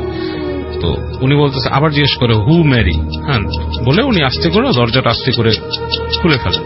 তো দরজাটা যখন খুলে ফেলেন উনি দেখে ওই পাশে কিছু নাই, ঠান্ডা একটা বাতাস রুমে প্রবেশ করলো আরো, কারণ করিডোরটা আরো ঠান্ডা, এবং দেখতেছে যে করিডোরের সামনে ওই যে দরজাটা ওখানে, দরজাটার ওইখানে আপনার একটা দাঁড়ায় আছে, একটা মেয়ে দাঁড়ায় আছে।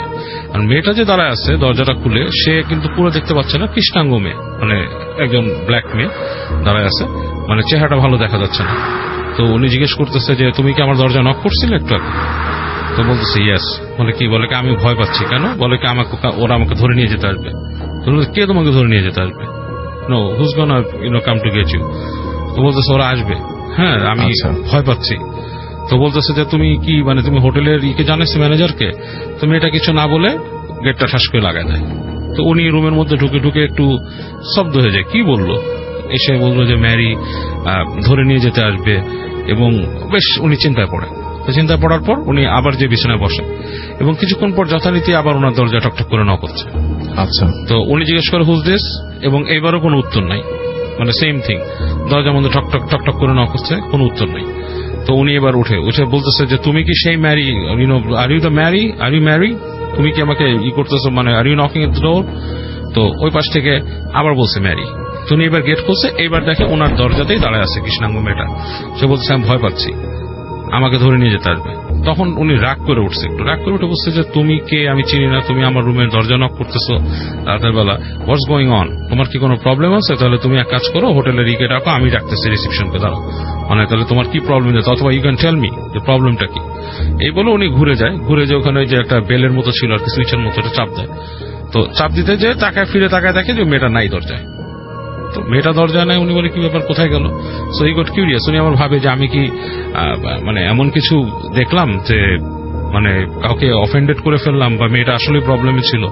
উনি নিজের রুমে দরজা খুলে উনি হাঁটে, দেখে যে ওই প্যাসেজটার মধ্যে লাইট নাই, অন্ধকার হয়ে আছে।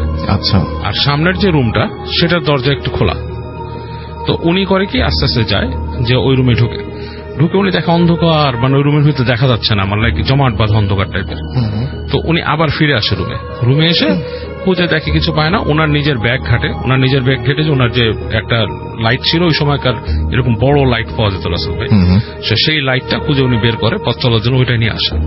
এসে উনি ওই রুমের দরজার মধ্যে ঢুকে লাইটটা জ্বালায় হয় কি উনি যেটা দেখে, মানে এটা মানে ভেরি মানে একটা ডেঞ্জারাস থিং ওনার জন্য, যে মেয়েটাকে দেখছে ওই মেয়েটা দড়ি থেকে ঝুলে আছে, লাইক গলায় দড়ি নেওয়া টাইপের এরকম ঝুলে আছে, এবং ওনাকে দেখে ঠাস করে চোখ মেলে মেয়েটা, আচ্ছা, ফট করে চোখ খুলে ফেলে। এটা দেখে উনি মানে লাইটটা ফেলে দিয়ে লাফ দিয়ে বের হয়ে আসে রুম থেকে। উনি খুবই ভয় পায়, করিডোর থেকে দৌড়ে যায়, নিচে যে ম্যানেজার এসে চিৎকার চেঁচামেচি শুরু করে। ম্যানেজার ঘুমাচ্ছিল, ম্যানেজার উঠে আসে, এসে বলে কি হয়েছে? বলে আমাকে তোমরা কোথায় রাখছো, এখানে একটা মেয়ে আত্মহত্যা করছে, এসে তোমরা এই কোয়াইট বলে ওকে চুপ করায়, বলে কি বি কোয়াইট বলে নিয়ে আসে, ওকে হাত ধরে নিয়ে আসে উপরে। এসে করিডোরে দেখে ঠিকই লাইট জ্বলতেছে, এবং ওই যে রুমটা বন্ধ, এবং ওনার যে বাতিটা পড়ে আছে সেটা দরজার সামনে পড়া, ওনার লাইটটা পড়া, এটা বন্ধ, ওই রুম বন্ধ। বলতেছে এই রুমে কেউ থাকে না, তুমি কেন বেরিয়েছো? বলে কি আমার এখানে নক করছে। বলে কি তোমার রুমে যেই নক করছে তুমি কেন বেরোলে? You shouldn't have come out, তোমাকে বলা হয়েছে না রাত্রেবেলা বেরোতে না? বলতে তোমরা এখানে জ্যান্ত লাশ রেখে দিছো, এইখানে মানুষ ফাঁসি নিছে, এখানে কেউ আসে, ও চিল্লাচিল্লি শুরু করছে। তখন ম্যানেজার তাকে ডেকে বসাচ্ছে, ডকায় বলে তুমি একটু বসে ম্যানেজার বেল চাপ দিয়ে আরেকজনকে আনছে রুমকে। সে আসছে, এসে বলছে যে তুমি চাবি নিয়ে আসো ওই রুমের সামনের রুমে। সো ওই লোক চাবি নিয়ে আসছে, আসার পর ওনাকে নিয়ে গেছে, যে ওই রুমটা খুলে দেখে যে রুমটার মধ্যে কিছুই নাই, লাইট মারে, রুমটা পুরো অন্ধকার, আসবাবপত্র আছে, সব কিছুই নেই। বলছে যে ইজ ইট পসিবল যে কাউকে মেরে ঝুলায় রাখলে তুমি যতটুকু টাইমে আসছো লাশটাকে সরায় নাও? বলে না। তখন বলতেছে যে এখানে একটা অকারেন্স ঘটছিল অনেকদিন আগে, এবং সেই অকারেন্সটা প্রায় মানুষ এরকম কিছু একটা দেখে। ম্যারি নামে একটা মেয়ে এখানে বাসা থেকে পলায় আসছিল, এবং সে এখানে থাকে, এবং রাতের বেলা সে গলায় দড়ি নেয়। আচ্ছা, হ্যাঁ, সে ফাঁসি নিয়ে মারা যায়, এবং অনেকেই এখানে এটা দেখে, এবং এর জন্য তোমাকে বলা হয়েছে রাত্রেবেলা এখানে বেরোতে না। এবং অনেক জায়গায় হোটেলে সেট আপ করা থাকে এরকম জিনিস, আমাদের এখানে সেট আপ কিছুই নাই। এবং দ্যাট ওয়াজ ওল্ড এজ, মানে ওই সময় কিন্তু এরকম সেট আপ ওইভাবে হতো না রাস্তায়। হ্যাঁ, এখন যেমন বাণিজ্যিক ভাবে এগুলো হয়ে গেছে। তো বলে যে তোমাকে এর জন্য মানা করেছিল বেরোতে না। উনি বলে আমি রুমে থাকবো না, আমি তোমাদের লবিতে বসে থাকবো, আমি তাও রুমে থাকবো না। তো যাক, ওনাকে রুমে নিয়ে আসে, লবিতে উনি রাত কাটায়, সকালবেলা উনি বের হয়ে চলে আসে। সো এটা ওনার একটা এক্সপিরিয়েন্স ছিল। But related to this, by saying this, Rasel ভাই আমি বলতে চাই, এই যে কারিনের ব্যাপারটা আমি বলি, হ্যাঁ, this is all linked up. মানুষ কিন্তু সে ম্যারিকে বা কাউকে দেখে না। যেটা হয় যে ও যে মারা গেছে, ওর সাথে যে কারিন যে আছে সে ওখানেই রয়ে গেছে, এবং সে কিন্তু মানুষকে বারবার দেখা দিচ্ছে, রিকল করাচ্ছে জিনিসটা। এবং কারিনের মূল পারপাসটাই হচ্ছে বারবার দেখানো যে দিস, মানে এই আত্মাটা এক্সিস্ট করে, এই আত্মাটা এখানে এসে দেখাচ্ছে, এটাই তার পারপাস, এবং সে ভয় দেখায় মানুষকে। আচ্ছা, এরকম একটা ছোট ইনসিডেন্স আমি বলতে চাই, রাসেল ভাই যদি একটু সময় দেন। দ্যাট ওয়াজ উইথ, আমি তখন ফার্নানকে নিয়ে সিলেট গিয়েছিলাম কয় বছর আগে। এটা ফার্নান কয় বছর আগে, 2 বছর, 2015 ফার্নানকে নিয়ে গিয়েছিলাম। তো তখন আমরা ওখানে যে একটা হোটেলে উঠি, রাসেল ভাই, হোটেলটার নামটা আমি কিছু বলবো না, পুরাতন হোটেল, অনেক পুরানো হোটেল, এবং মানে বেশ মোটামুটি ওখানে ভালো মানুষকে উঠতে বোঝা যায়। আচ্ছা, এবং উঠে নিয়ে আমাদেরকে ওই হোটেলওয়ালা একটা রুম দেয়, যথারীতি ওইরকম ভিতরে উপর উঠায় নিয়ে একটা জায়গায় রুম দেয়। এবং রুমটা উঠেই কেন জানি আমার কাছে একটু মানে খটকা লাগতে থাকে রাসেল ভাই, হোটেলটার রুমটা কেমন জানি মনে হয় বেশি পুরানো, মানে আমার নিজের কাছে অস্বস্তি লাগতে থাকে। এবং এক পর্যায়ে ফারহান জানে আমি থাকতে চাই না, আমি বলি ভালো লাগতেছে না, হোটেল থাকবো না। সামহাও আমি ম্যানেজারকে ডাকি, ডেকে বলে আমি এখানে থাকবো না, ভালো লাগতেছে না আপনার হোটেলটা। কেন? আমি বলছি আপনার এখানে ভালো লাগতেছে না, আপনার সবকিছু আমার পানীয় পুরান মনে হচ্ছে, নোংরা মনে হচ্ছে। বাট অ্যাকচুয়ালি ওটা ওইরকম নোংরা ছিল না, বাট সামহাও আমার কাছে কেন জানি এটা মানে লিভেবল মনে হচ্ছিল না। সো এনিওয়েজ রুমটা থেকে বের হয়ে আসি, ম্যানেজার আমাদেরকে অফার করে তাদেরই আর একটা হোটেল আছে কোথাও ট্রান্সফার করে দেওয়ার জন্য। তো ওখান থেকে বেরিয়ে আসি, ফারনানকে নিয়েই চলে যাই। যে যখন চলে যায়, পরে ফারনান আমাকে বলতেছে, এটা কিন্তু আমার আর ফারনানের ডিসকাশন, কখনো এগুলো প্রকাশ করি না মানুষের কাছে, অনেক কথা বলবো, অনেকে বিশ্বাস করবে না। হ্যাঁ, তো ফারনান আমাকে বলতেছে, ভাই আমি একটু আগে একটা জিনিস দেখছি, আপনার কি মনে হয় এটা? আমি বলছি কি দেখছিস? বলে যে রুমে আমাদেরকে দিছিল, ওই রুমের মধ্যে আমি দেখছি, মনে হলো যে বিছনার কাছে একটা মেয়ে বসে আছে, মেয়েটা নর্মাল একটা মেয়ে, চুলালা। আপনি কি দেখছেন? আমি স্যার বেটা, এই রুমে তো আমি আর তুই গেছি, ওখানে আবার একটা মেয়ে কোত্থেকে বসে থাকে, এরকম তো কিছু দেখিনি। ও ভাই আমি মনে হয় দেখছি। আমি বললাম আচ্ছা কি, আই ডোন্ট নো, ওদের কোনো রুম সার্ভিস বা কেউ ঢুকছিল এখানে, আই ডোন্ট নো। এনিওয়েজ পরবর্তীতে আমরা ওই হোটেল বা রুম সম্বন্ধে বিজড়িত এই ধরনের কিছু কাহিনী শুনতে পাই, এবং শোনার পর কিন্তু গুজবাম্প হয় আমাদের রাসেল ভাই। ওকে, যে এরকম একজন কেউ মারা গেছিল এখানে, এরকম কিছু একটা কাহিনী শুনে আমাদের কিন্তু গুজবাম্প হয় রাসেল ভাই। ওকে, সো এই ছিল ঘটনা। Thank you so much. আসলে অদ্ভুত ব্যাপার, এবং এটা কেউ বিশ্বাস করুক না করুক, এটা আসলে তা দিয়ে কিছু যায় আসে না, কিন্তু ঘটনাটা যে ঘটেছে সেটাই সবচেয়ে বড় কথা। আমি বলেছিলাম যে সেকেন্ড আওয়ারে আমি একটা ইমেইল পড়বো, তার আগে বলি সামিহা জাহিন, তারপরে আশরাফুল মাহমুদ অ্যাশ আমাদের সঙ্গে আছেন, মানে সবাই যারা ইনবক্স করছেন তাদেরটা পড়ছি। ফারাবি আহমেদ আমাদের সঙ্গে আছেন, নীরব হাসান, পিয়াল ইসলাম শান্ত, হাসিবুল ইসলাম শান্ত, হাসিবুর রহমান, নিলয় পোদ্দার আমাদের সঙ্গে আছেন, আমাদের সঙ্গে আছেন দিব্যাজিৎ পাহাড়, আমাদের সঙ্গে আছেন দেখতে পাচ্ছি, এছাড়াও দেখতে পাচ্ছি আমাদের সঙ্গে আদিব এ খান, মাইদুল বিপ্লব আমাদের সঙ্গে আছেন দেখতে পাচ্ছি, তারিকুল ইসলাম তারেক, এমডি সালমান শাহ, ফাতিন আমাদের সঙ্গে আছেন, জান্নাতুল নাইম আমাদের সঙ্গে আছেন, এম জাহান আমাদের সঙ্গে আছেন, সাদাক হোসেন আছেন এমডি শাকিল হোসাইন, এছাড়াও তাহিদুর রহমান, মিতুল আমাদের সঙ্গে আছেন দেখতে পাচ্ছি, এছাড়াও ইমরান, মেহেদি হাসান, ফয়সাল রায়হান আমাদের সঙ্গে আছেন, বিশাল আমাদের সঙ্গে আছেন আরো অনেকে যারা ইনবক্স করছেন। এবং আমি বলছিলাম যে দেশের বাইরে থেকে যারা কেউ যদি এখন অ্যাপ দিয়ে আমাদেরকে সরাসরি শুনে থাকেন, তাহলে আপনার নাম, ঠিকানা এবং ফোন নাম্বার সহ আপনি ইনবক্স করুন, উইল কল ইউ। আর আমাদের সঙ্গে আছেন আরো অনেকেই, সেই প্রসঙ্গে পরে আসছে। এখন চলে যাব একটা ঘটনায়, যে ঘটনাটি এই মুহূর্তে আমি আপনাদের সাথে শেয়ার করতে চাই। তো এটা একটা ইমেইল, যেভাবে লেখা আছে আমি সেভাবেই পড়ার চেষ্টা করছি। আসসালামু আলাইকুম রাসেল ভাই, আশা করছি মহান আল্লাহ তাআলার অসীম রহমতে আপনি ভালো আছেন। আমি রাকিব হাসান, বেগম রোকেয়া বিশ্ববিদ্যালয় রংপুরের 3য় বর্ষে অধ্যয়নরত। কয়েকদিন আগে যখন শীতকালীন ছুটিতে বাসায় গিয়েছিলাম, তখন আমার সাথে একটি ঘটনা ঘটে। জানি না ঠিক কি কারণে আমার সাথে সেই ঘটনাটি ঘটেছিল। ভালো লাগলে ভূত এফএম লিসনারদের পড়ে শোনাবেন। দূরত্ব অনেক বেশি হয়, আমার পক্ষে স্টুডিওতে যাওয়া সম্ভব নয়। বাসায় আসলে বরাবরের মতোই মা আর আপুর কবরের পাশে গিয়ে আমি দাঁড়িয়ে থাকি। ওখান থেকে ফেরার আগে সাধারণত একটা মোনাজাত করে আসি। সাধারণত দেখা যেত দিনে ব্যস্ত থাকার কারণে আমি রাতে বেশিরভাগ সময় যেতাম। রাত 11টা বা 12টা কোনো ব্যাপার ছিল না। বরাবরের মতো এবারও বাসায় এসে মায়ের কবরের পাশে দাঁড়িয়েছিলাম। রাত তখন আনুমানিক 12টা বাজবে। আনুমানিক বললাম কারণ আমি ফোনটা রুমে চার্জে দিয়ে রেখে গিয়েছিলাম।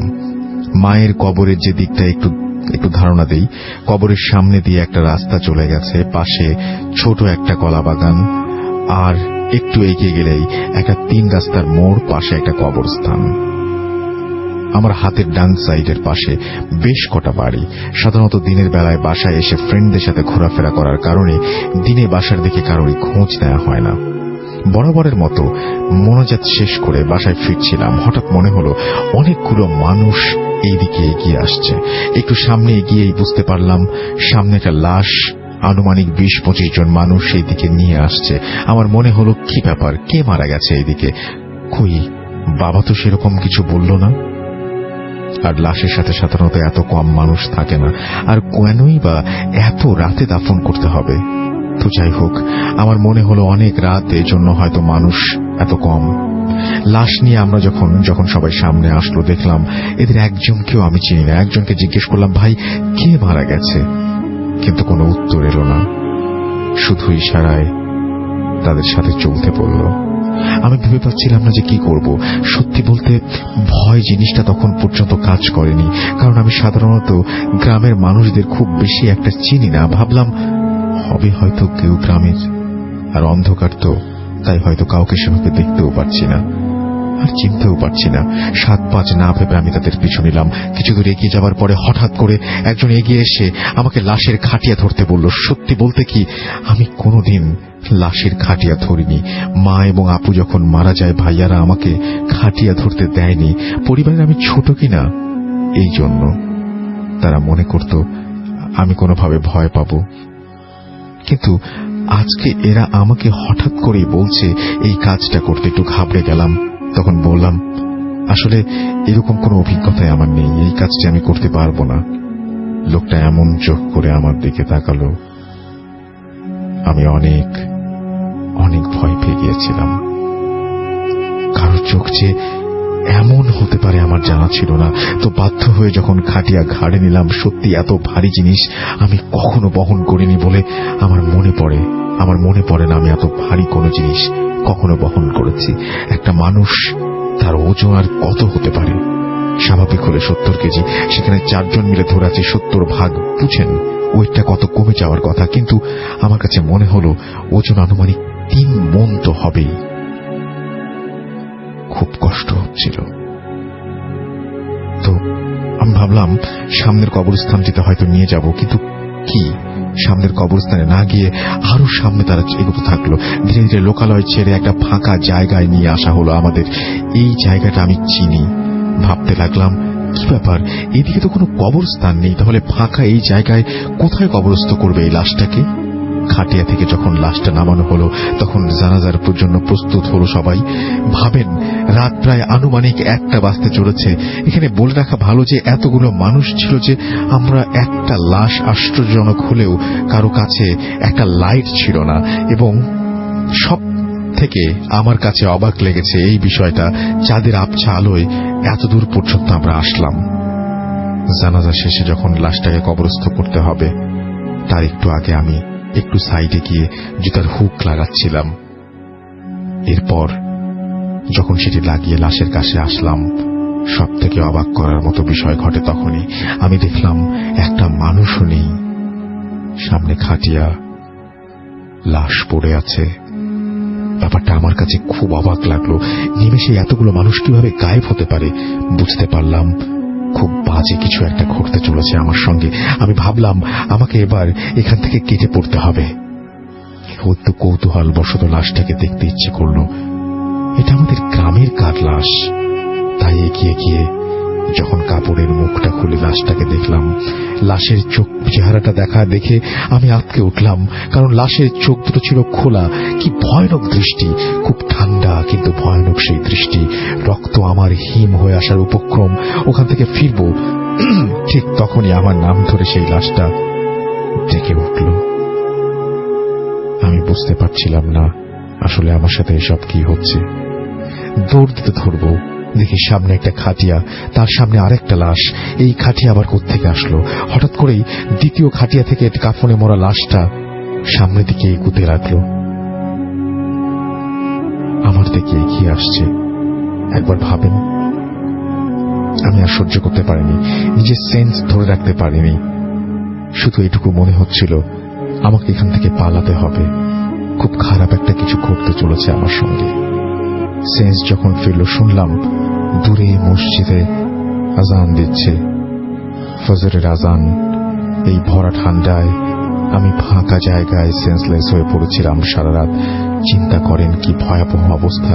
পরে বাসায় ফিরে আসি, আসার পরে রুমের দরজা খোলাই ছিল। বাবা হয়তো বুঝতেই পারেনি আমি বাইরে ছিলাম, বুঝতে পারলে হয়তো অনেক খোঁজাখুঁজি করতে এতক্ষণে।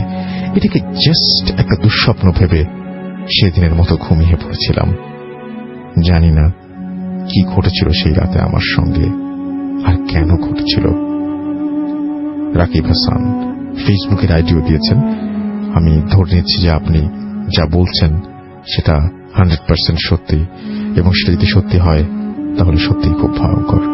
আমরা চলে যাবো একটা ছোট্ট বিরতিতে, বিরতির পরে আবারও ফিরে আসবো। সেই পর্যন্ত আমাদের সঙ্গে থাকবেন, কারণ নতুন অতিথি নিয়ে আসতে হবে। সেই পর্যন্ত আমাদের সঙ্গেই থাকবেন। স্টে টিউনড টু রেডিও ফুর্তি 88 FM and Do Furti. Bhoot FM. The night comes alive with Graminphone.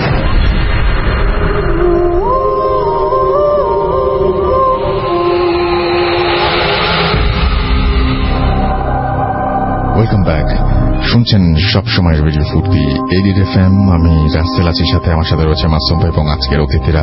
আপনাদের সবাইকে আরো একবার স্বাগত জানাচ্ছি, এবং এই মুহূর্তে সরাসরি চলে যাচ্ছি আমাদের একজন অতিথির কাছে। তিনি ঝালকাঠি থেকে এসেছেন, এবং আসলে এত দূর থেকে ঢাকায় জার্নি করে এসে তারপরে আবার এখানে আপনাদের সঙ্গে যে ঘটনা শেয়ার করছেন, এটাই অনেক বড় একটা ব্যাপার। এবং এটা আমি একটা আমার সৌভাগ্য মনে করি যে এখান থেকে মানে অনেকে ঢাকা থেকে আসতে অনেকের অনেক কষ্ট হয়ে যায়, সেখানে ঝালকাঠি থেকে এখানে এসে ঘটনা শেয়ার করাটা ইজ ভেরি ডিফিকাল্ট। বাট ভূত আপনার প্রতি ভালোবাসার কারণেই উনি এসছেন, and thank you very much for being here. And আশা করছি যে আমার ঘটনাটি আপনাদের ভালো লাগবে, এবং যদি ভালো লাগে অবশ্যই ফেসবুকে যে আমাদের যে পোস্টটা রয়েছে সেই পোস্টের নিচে অবশ্যই তার নাম উল্লেখ করে প্লিজ দুটো কথা লিখবেন, কারণ এত দূর থেকে এত কষ্ট করে ঘটনা বলতে আসাটা আমি খুবই অ্যাপ্রিশিয়েট করি। চলে যাচ্ছি আপনার ঘটনা। আপনার নামটা প্লিজ একটু বলবেন, ঝালকাঠিতে কোথায় বাসা আপনার? হ্যালো লিসনার, আমার নাম হাবিবুর রহমান মাহিন। ঝালকাঠিতে থানার সামনে বাসা আমার। থানার সামনে আপনার বাসা। চলে যায় আপনার ঘটনায়। হ্যাঁ, সরাসরি ঘটনায় চলে যাচ্ছি। আজ থেকে প্রায় 7-8 বছর আগের ঘটনা এটা। আমার ফুপি ছিল, মানে আমার বাবার আপন চাচাতো বোন। জি জি জি। তো সে ঢাকায় থাকতো, তার 2 মেয়ে ছিল আর একটা ছেলে। তো মেয়ে দুজন বিয়ে দেওয়ার পর তাদের সংসারটা একদম ছোট হয়ে যায়। তো খুব শান্তিতেই ছিল, তার একটা ছোট সংসার, ছোট পরিবার, খুব শান্তিতেই ছিল।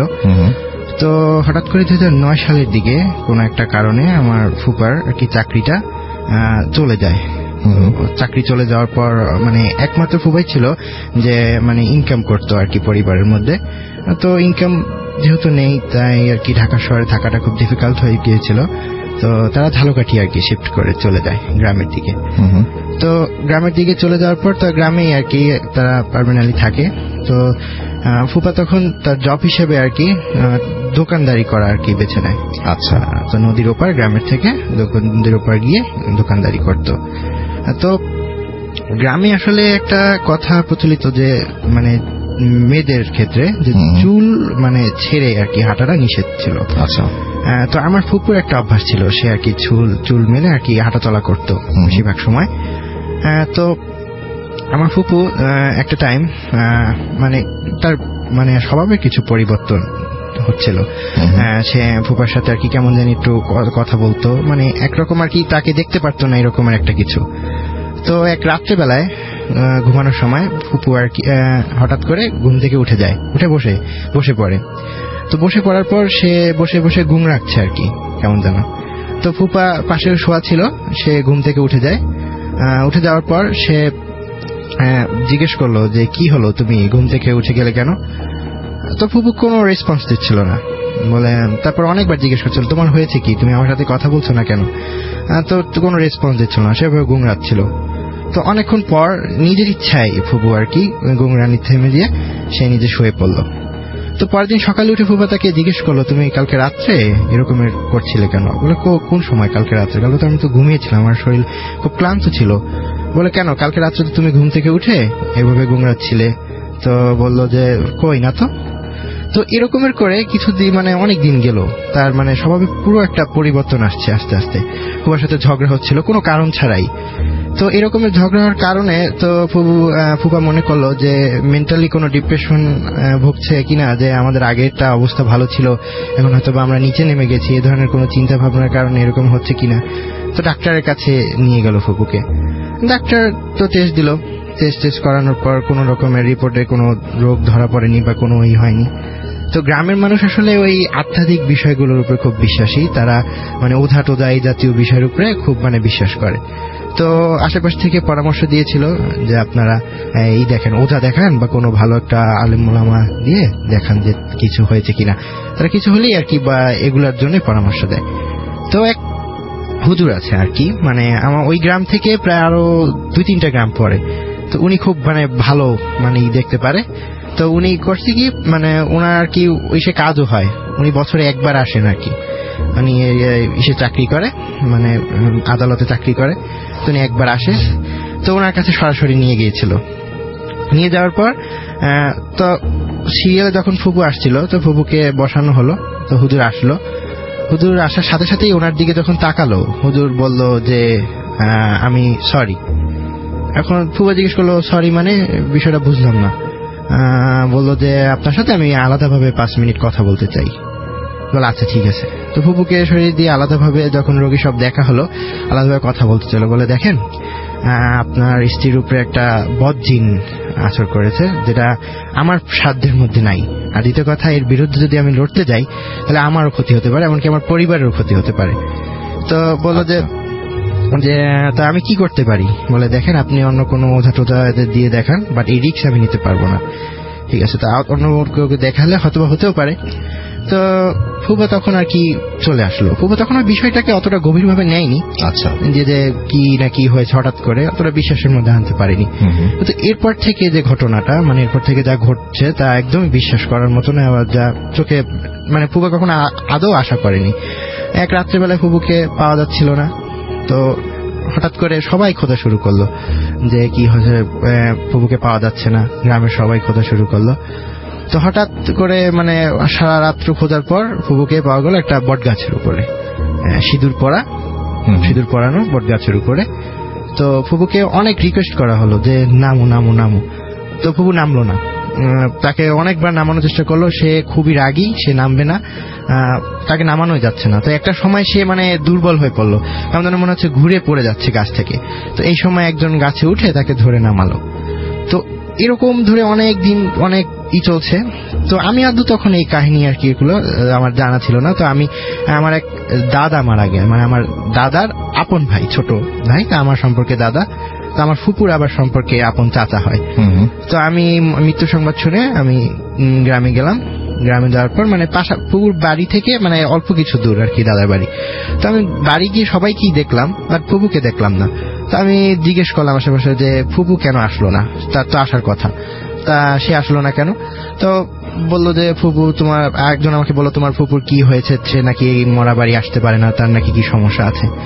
তো বললো যে আমি বললাম আচ্ছা ঠিক আছে আমি যে দেখছি। তা আমি হেঁটে ফুপু বাড়ি গেলাম। তো যাওয়ার সাথে সাথেই ফুপু আমাকে জড়িয়ে কেঁদে দিল যে বাবা কেমন আছো এই সেই।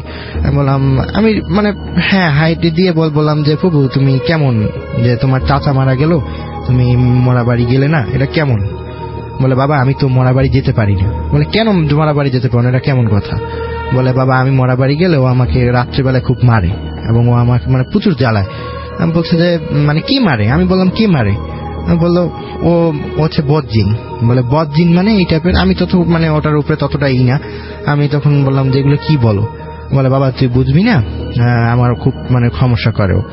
তো বললো তারপর আমি মনে করে বসে অল্প কিছুক্ষণ পর তারপর চলে আসলাম। তো ফুবা অনেক ওঝা দেখিয়েছে, অনেকে দেখিয়েছে। তো অ্যাট লাস্ট একজন মানে শিববাড়ি আর কি, মানে ধালুকারি বিখ্যাত শিববাড়ি, তো এখানে ওঝা আছে, তো সেখানে এক ওঝাকে দেখালো। তো উনি 3টা তাবিজ দিয়েছিল, তো মোট 7টা তাবিজ লাগবে, তো 3টা তাবিজ দিয়েছিল। তো বললো যে 3টা আপাতত নেন, আরগুলো পরে দেব। তো ফুবা বললো যে সবগুলো একসাথে দিলে হয় কি? তখন উনি একটু মানে রিয়েক্ট করলো, যে মানে রাগ দেখালো যে আপনাকে যেটা বলছি সেটা করে। তো ওই তাবিজগুলো যখন ফুবুর গায়ে লাগানো হলো, তখন ফুবু মানে এক রাত্রেবেলা উঠে বলতেছে যে তুই পারবি না আমার সাথে এই করতে, তুই তাবিজ আনছিস, ঠিক আছে, তোর খবর আছে, তুই এগুলা করতে যাচ্ছিস, ঠিক আছে, বলতেছে তুই এই করতে যাচ্ছিস, এগুলা ঠিক না। তো আমি বলছে যে মানে ফুবা বলছে যে তুমি কি বলছো? আসলে ফুবু তখন নিজের হয়ে বলছিল না, আসলে ও বলাচ্ছিল যে তুই তাবিজ লাগাইছিস, তোর খবর আছে, ঠিক আছে।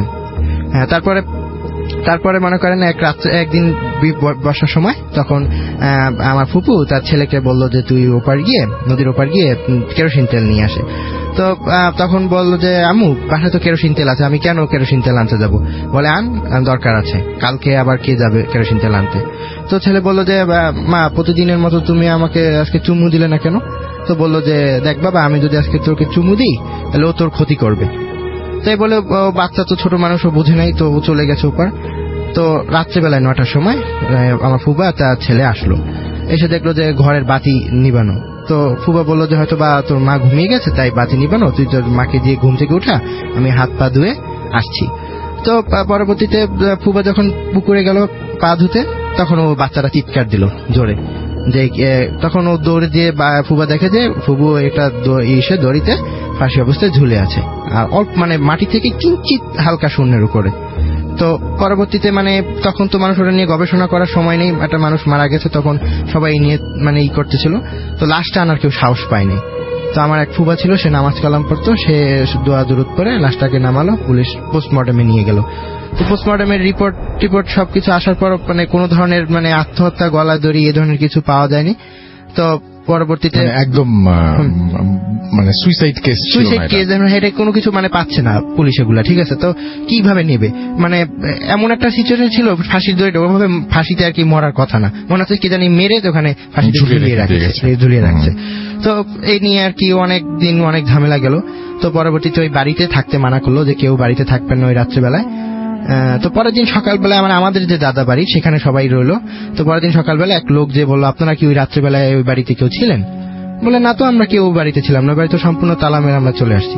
বলে আমি রাত্রেবেলায় আমি বাড়ি যাচ্ছিলাম, ওই বাড়ির পাশ দিয়ে, তখন শুনলাম কান্নার আওয়াজ। আমি হয়তো ভাবছি যে স্বাভাবিকভাবে যে কান্নার আওয়াজ, যেহেতু ওটা ওই আপনারা তো মারা গেছে মানুষ, এখানে বাড়িতে কান্নাকাটি করবেন এই স্বাভাবিক।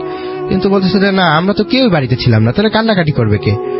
তো এ নিয়ে মানে সবাই একটু অবাক হলো যে কি বলে কান্নাকাটির আওয়াজ। তো আমাদের মধ্যে মুরব্বী ছিল, আমাদের সবাই আলোচনা করলো যে বাড়িটার মধ্যে আসলে বন্ধক টন্ধক দেওয়া উচিত, নাহলে এটা পরবর্তীতে ক্ষতি হতে পারে। তো পরবর্তীতে এক হুজুরকে ডাকা হলো, বলো যে আপনি সে বাড়ি বন্ধক টন্ধক করতে পারে। তো সেকে বলা হলো, সে বললো যে আমার সাথে একজন সক্ষম লোক লাগবে। তো বললো যে আচ্ছা ঠিক আছে, কে মানে সক্ষম লোক হবে? তো একজন সিলেক্ট হলো, সে বললো নিজের ইচ্ছাই বললো যে হ্যাঁ আমি করব কাজ আপনার সাথে।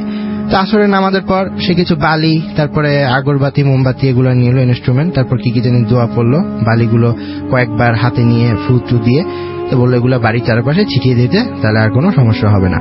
তো উনি ছিটিয়ে দেওয়ার পর তো ওই দিন রাত্রেবেলায় তাকে স্বপ্নে নাকি কে বললো যে তুই এই কাজ করেছিস, ঠিক আছে, তোর বড় বিপদ আছে সামনে, তুই এই কাজটা করে খুব ভুল করেছিস।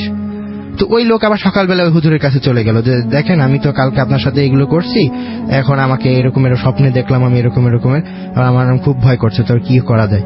তো পরবর্তীতে হুজুরে কিছু দোয়া দুরুদ মানে পরে ফু দিল, তারপর তাবিজ দিল, তাবিজ দেওয়ার পর বললো যে এরপর থেকে আপনার সমস্যা হবে না। তো এই চলে গেল।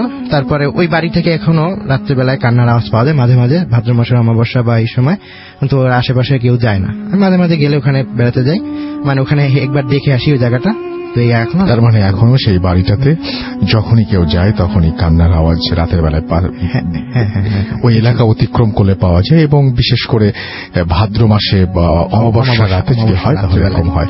থ্যাংক ইউ সো মাচ, অনেক কষ্ট করে অনেক দূর থেকে এসেছেন এবং একটা চমৎকার ঘটনা শেয়ার করলেন। আশা করছি সবাই এনজয় করেছেন। এবং আমরা এখন যেটা করবো সেটা হচ্ছে আমরা চলে যাবো আফনান ভাইয়ের কাছে। আমাদের সময় কম, গেস্ট অনেক বেশি, খুব ছোট্ট করে আপনার যে দ্বিতীয় ঘটনাটা খুবই ছোট করে শুনবো। হ্যাঁ, থ্যাংক ইউ রাসেল ভাই।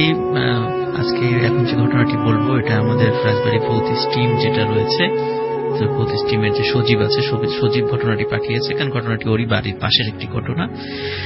তো রাসেল ভাই, এই একটা নাপিত ওখানে মানে যারা চুল কাটার পেশায় নিয়োজিত আছে, নাম হচ্ছে বিপুলের সাথে ঘটে যায় একটা অদ্ভুত ধরনের ঘটনা আজকে শেয়ার করবো।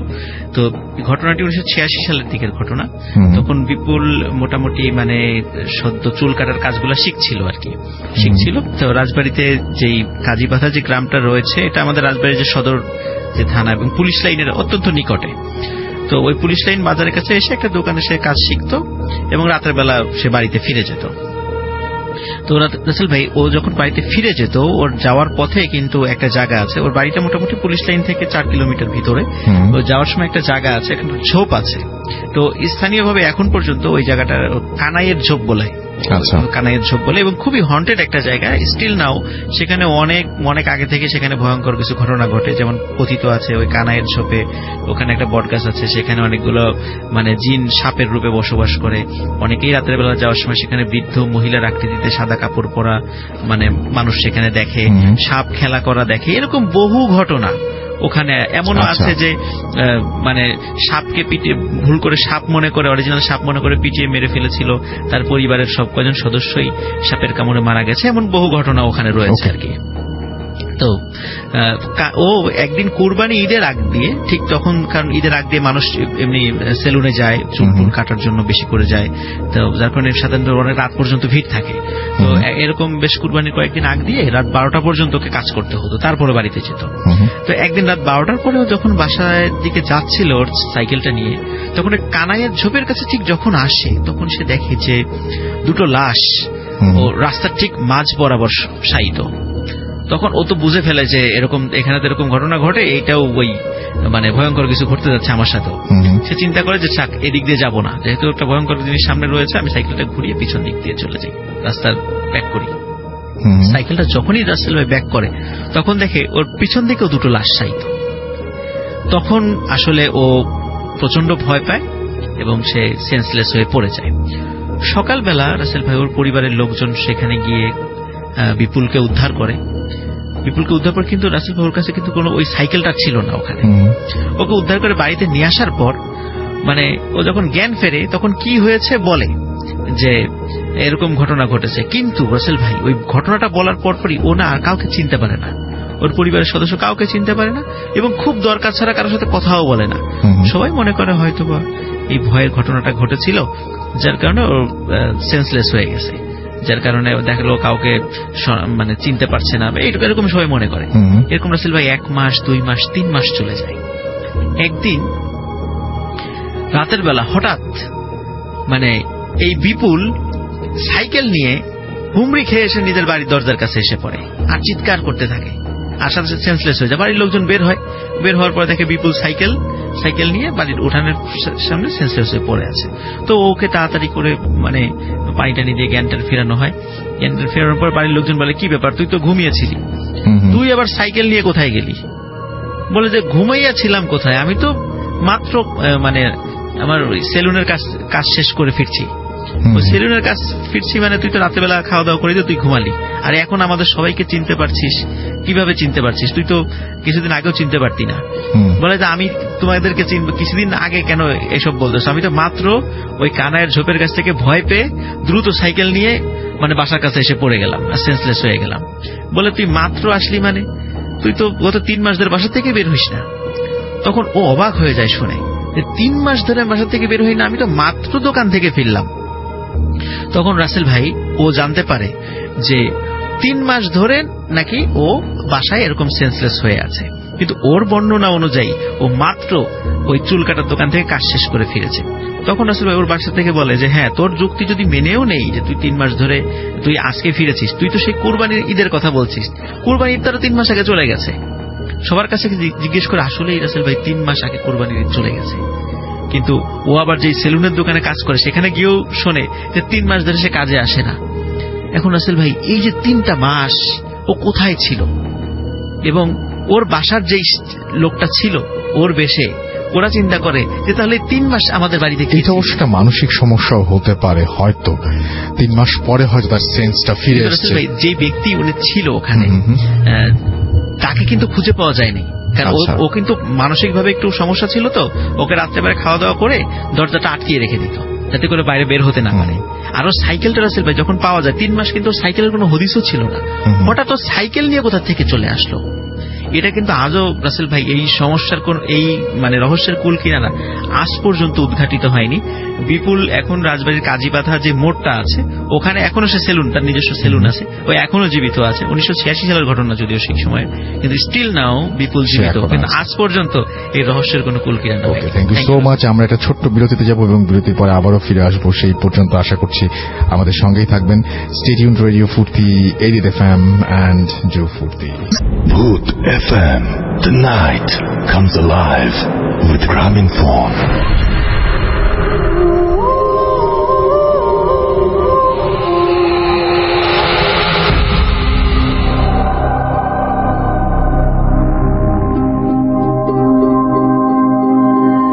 Welcome back. শুনছেন সবসময় রেডিও ফুর্তি, এডিট এফএম। আমি রাসেল আছি সাথে, এবং চলে যাব এখন সরাসরি আমাদের আরো একজনের ঘটনা। আমি দেখতে পাচ্ছি মারিয়া মিম আমাকে এখানে লিখেছেন কেমন আছেন, এবং তিনি বাড্ডা থেকে শুনছেন। শাহিনুল ইসলাম আছেন, রাফান আহমেদ আছেন, শান্ত আছেন আমাদের সঙ্গে আছেন হিমেল মাহমুদ, আবু হাসান, শাফিন আহমেদ আমাদের সঙ্গে আছেন। দেখতে পাচ্ছি মারুফ আহমেদ প্রান্ত আছেন, অভিচ সিকে, স্বপ্নীল জীবন আমাদের সঙ্গে আছেন দেখতে পাচ্ছি। এছাড়াও আমাদের সঙ্গে দেখতে পাচ্ছি আছেন বিপ্লব সাতক্ষীরা থেকে আছেন, বিজয় মণ্ডল আমাদের সঙ্গে আছেন, আর এইচ রাসেল, আর জে রাফিজ সহ আরো অনেকে। আমরা চলে যাচ্ছি ঘটনায়। আপনার নামটা একটু প্লিজ বলবেন, কোথা থেকে এসেছেন, তারপর আপনার ঘটনায় যাব। জি, আমার নাম আখতার হোসেন গাজী। জি, আমি গাজীপুর থেকে আসছি। জি, শুনি আপনার ঘটনা।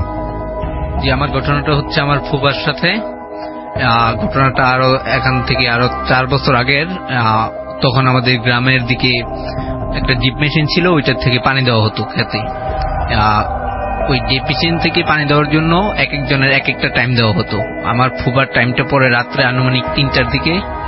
উনি আনুমানিক টাইমেই খেতে যান পানি দেওয়ার জন্য। তিনি যখন খেতে যান তখন দেখে তার খেতে একটা সাদা গরু তার ক্ষেত থেকে ধানগুলো খেয়ে ফেলতেছে। তিনি তাড়ানোর জন্য যখন গরুটা তাড়ানোর জন্য যান, হঠাৎ করে গরুটা ভ্যানিশ হয়ে যায়।